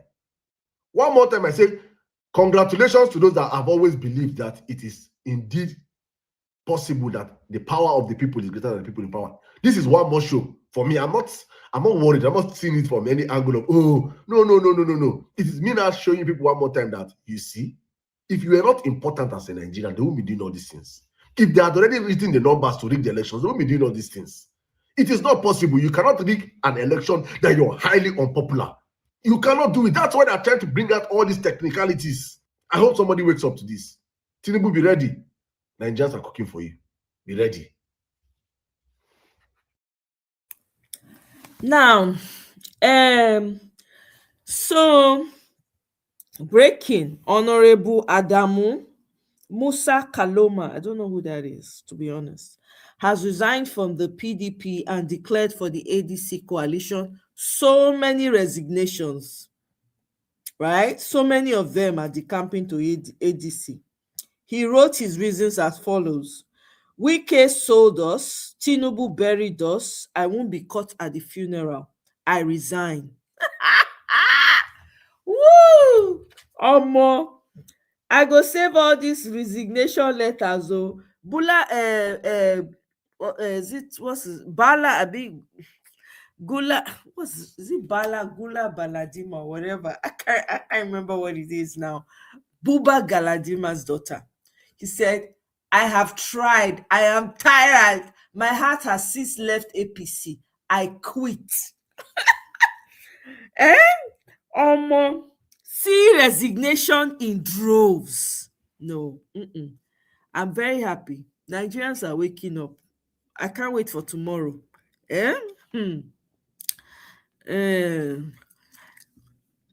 Ayelogu, carry yourself, come out now. Come do your part. Not be today comment session. They throw jab. If you self not lazy, carry yourself, come out now. We will see you in action. Come and show the youth how to do it. Okay? Come and show them. Not be today, dear. They do ostrich from where you did. Come and do your own. Show the youths how to do it. If you feel it's not being done well, come out and show the youth how to do it. Not be to talk. Not be to talk. Not be cho. Come out. Come and show the people how to do it. Then we take you seriously. One more video, guys, and that will be it for the night until tomorrow. The fight, now continued fight with the fight. So I wanted to quickly bring, because I know Emir Saddam has been doing more of these protests. I don't know where this took place, to be honest. I don't know where. Mama, what are you protesting for? I don't for us. We are dying. No food for children. People are slumbering every day. Anybody who is sick, they don't die. No food. You go village, people are dying. No food. If you get 1 naira, you can't buy anything. 100 banana, 100,000. 1 cup of garri, 1,000. No less 50 naira now. 500. Pure water, 100 naira. Now it's 1,000. Where are we going to?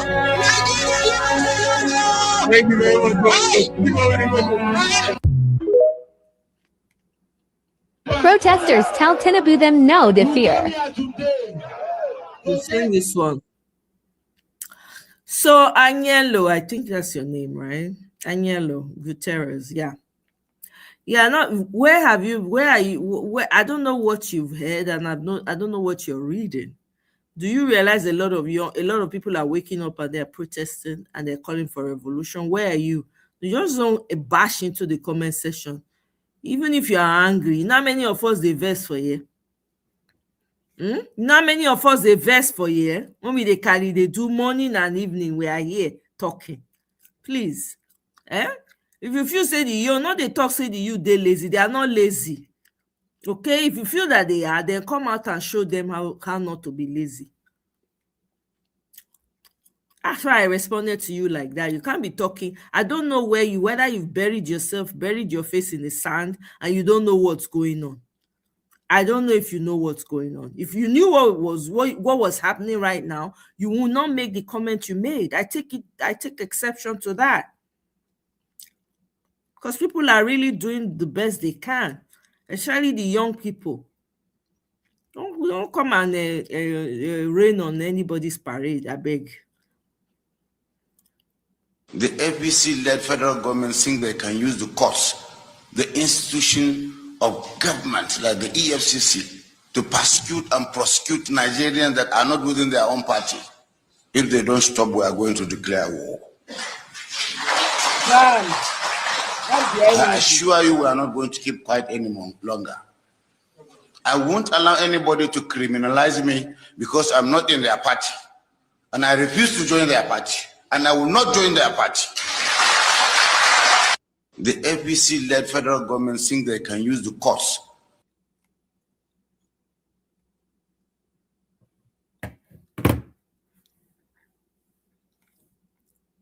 Delta, Benin don start Lagos, Abuja, Port Harcourt, Delta.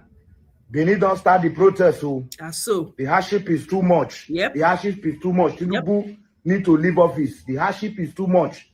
Benin don start. Delta, Bayelsa, Port Harcourt, Abuja, Enugu. What is going on? What are you waiting for? Where the youth? Bam. The time is now. The time is now. We can't wait for 2027. Bam. The youth don't start. Benin don't start. Benin they carry last. At you know all. It's okay. We don't start now. We are Lagos, Abuja, Port Harcourt, Enugu, Imo, Were, Bayelsa, Rivers. Abi rice cheap from our side. Abi yam cheap. Abi food come down from our side. Abi una they get light from our side. Abi una they secure for that side. What is going on now? Benin don't start. Oh yeah now. Oh yeah now. Oh yeah now. Oh yeah now. Oh yeah now. Oh yeah now. Alpha. Oh yeah. Oh should be not be one man's business. No matter how Peking cry, they know they give a broadcast still play. Now so it be. Oh yeah, what's going on? Benin don't start. Jalo song. Let's go there. Let's retrieve. Oh yeah now. Let's go. Now so everywhere, so everybody need to fall out. That's it. Everybody.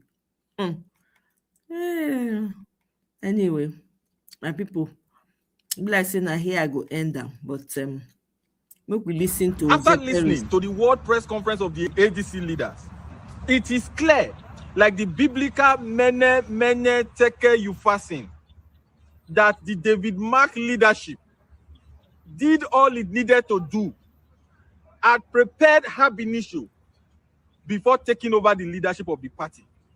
It is crystal clear that they satisfied all of the requirements according to the law.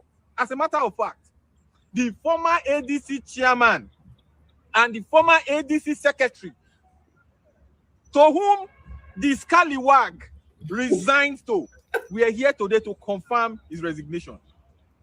The political legover, the political Lionel Messi that Tinubu is trying to be, will lead to the demise of their own party, the APC. Nigerians, be confident. The ADC have stated it clearly today that they will go on with all the activities of the party. INEC is neither a court. INEC does not have legal powers to stop the functionality of a party. The only power that INEC maintains over political parties is supervisory. And when a supervisor gives an illegal order, it behoves on you to disobey that order, and the order of INEC will be disobeyed. But to confirm the strength of the people, to the infamous INEC, the third leg of Bola Ahmed Tinubu, on Tuesday, 7th of April, there will be the mother of all protests in Abuja. We will have a come to Jesus. We will have a repentance. We will have a deliverance. We will have a call to repentance discussion with Amupiton, the disgraced Professor Joash Amupiton of INEC.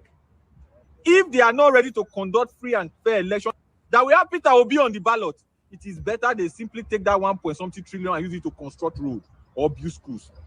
But if they think they will take that money, chop that money, and pretend like they want to conduct election, whereas they are not conducting election, we will reject it and resist it vehemently. So some of us, who even are not members of the ADC, are here to provide moral, intellectual support for the leadership of the ADC and for the members of the ADC. This is not for the ADC. This is in support of democracy.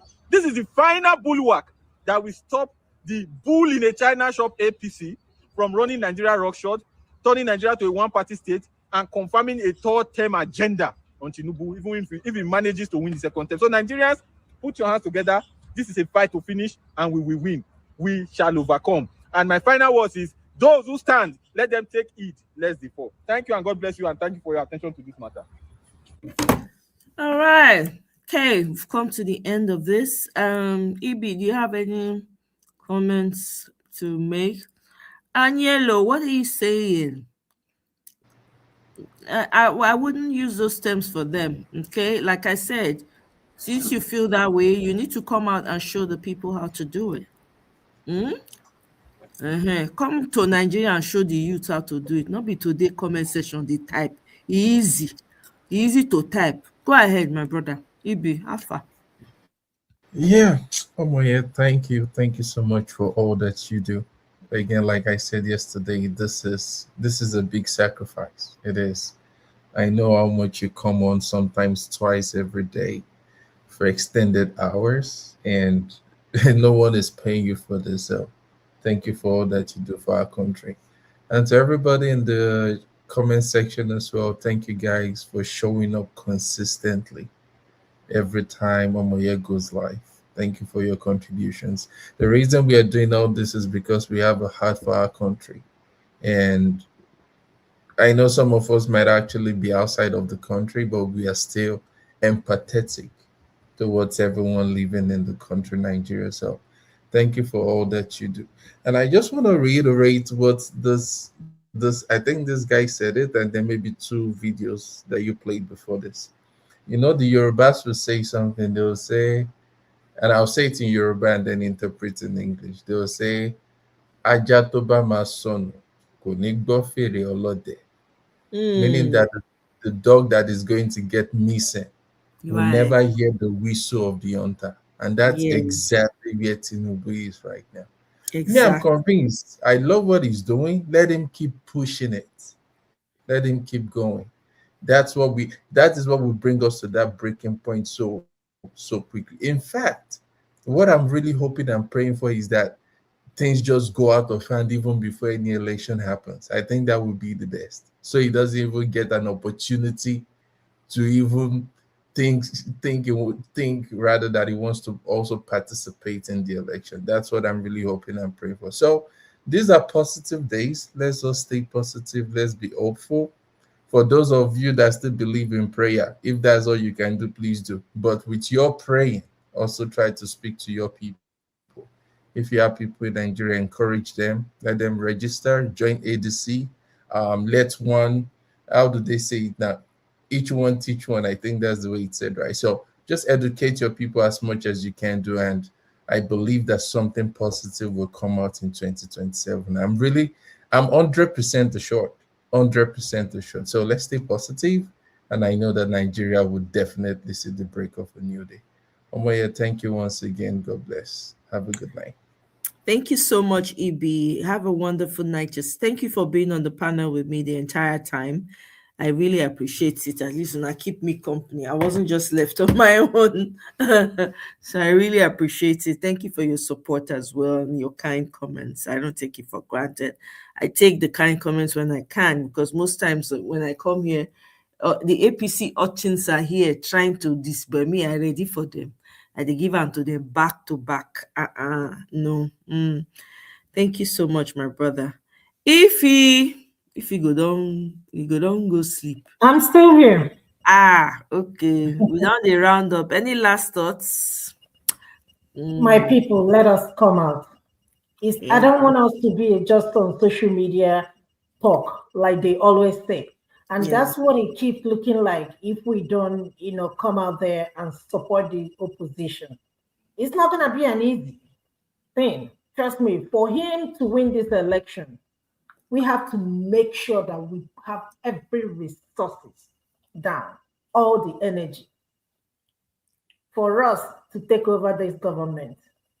If not, Tinubu is ready to buy in power. And let me tell you something, if you let him get away with this and he's still alive for third tenure, sure, he will go for third tenure. And guess what? He will get it.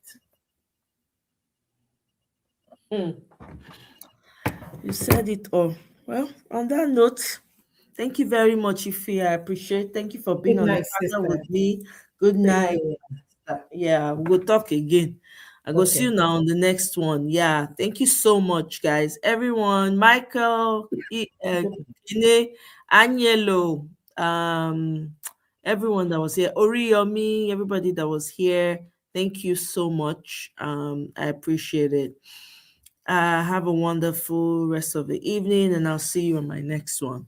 Bye. Good night, Stacey. Good night.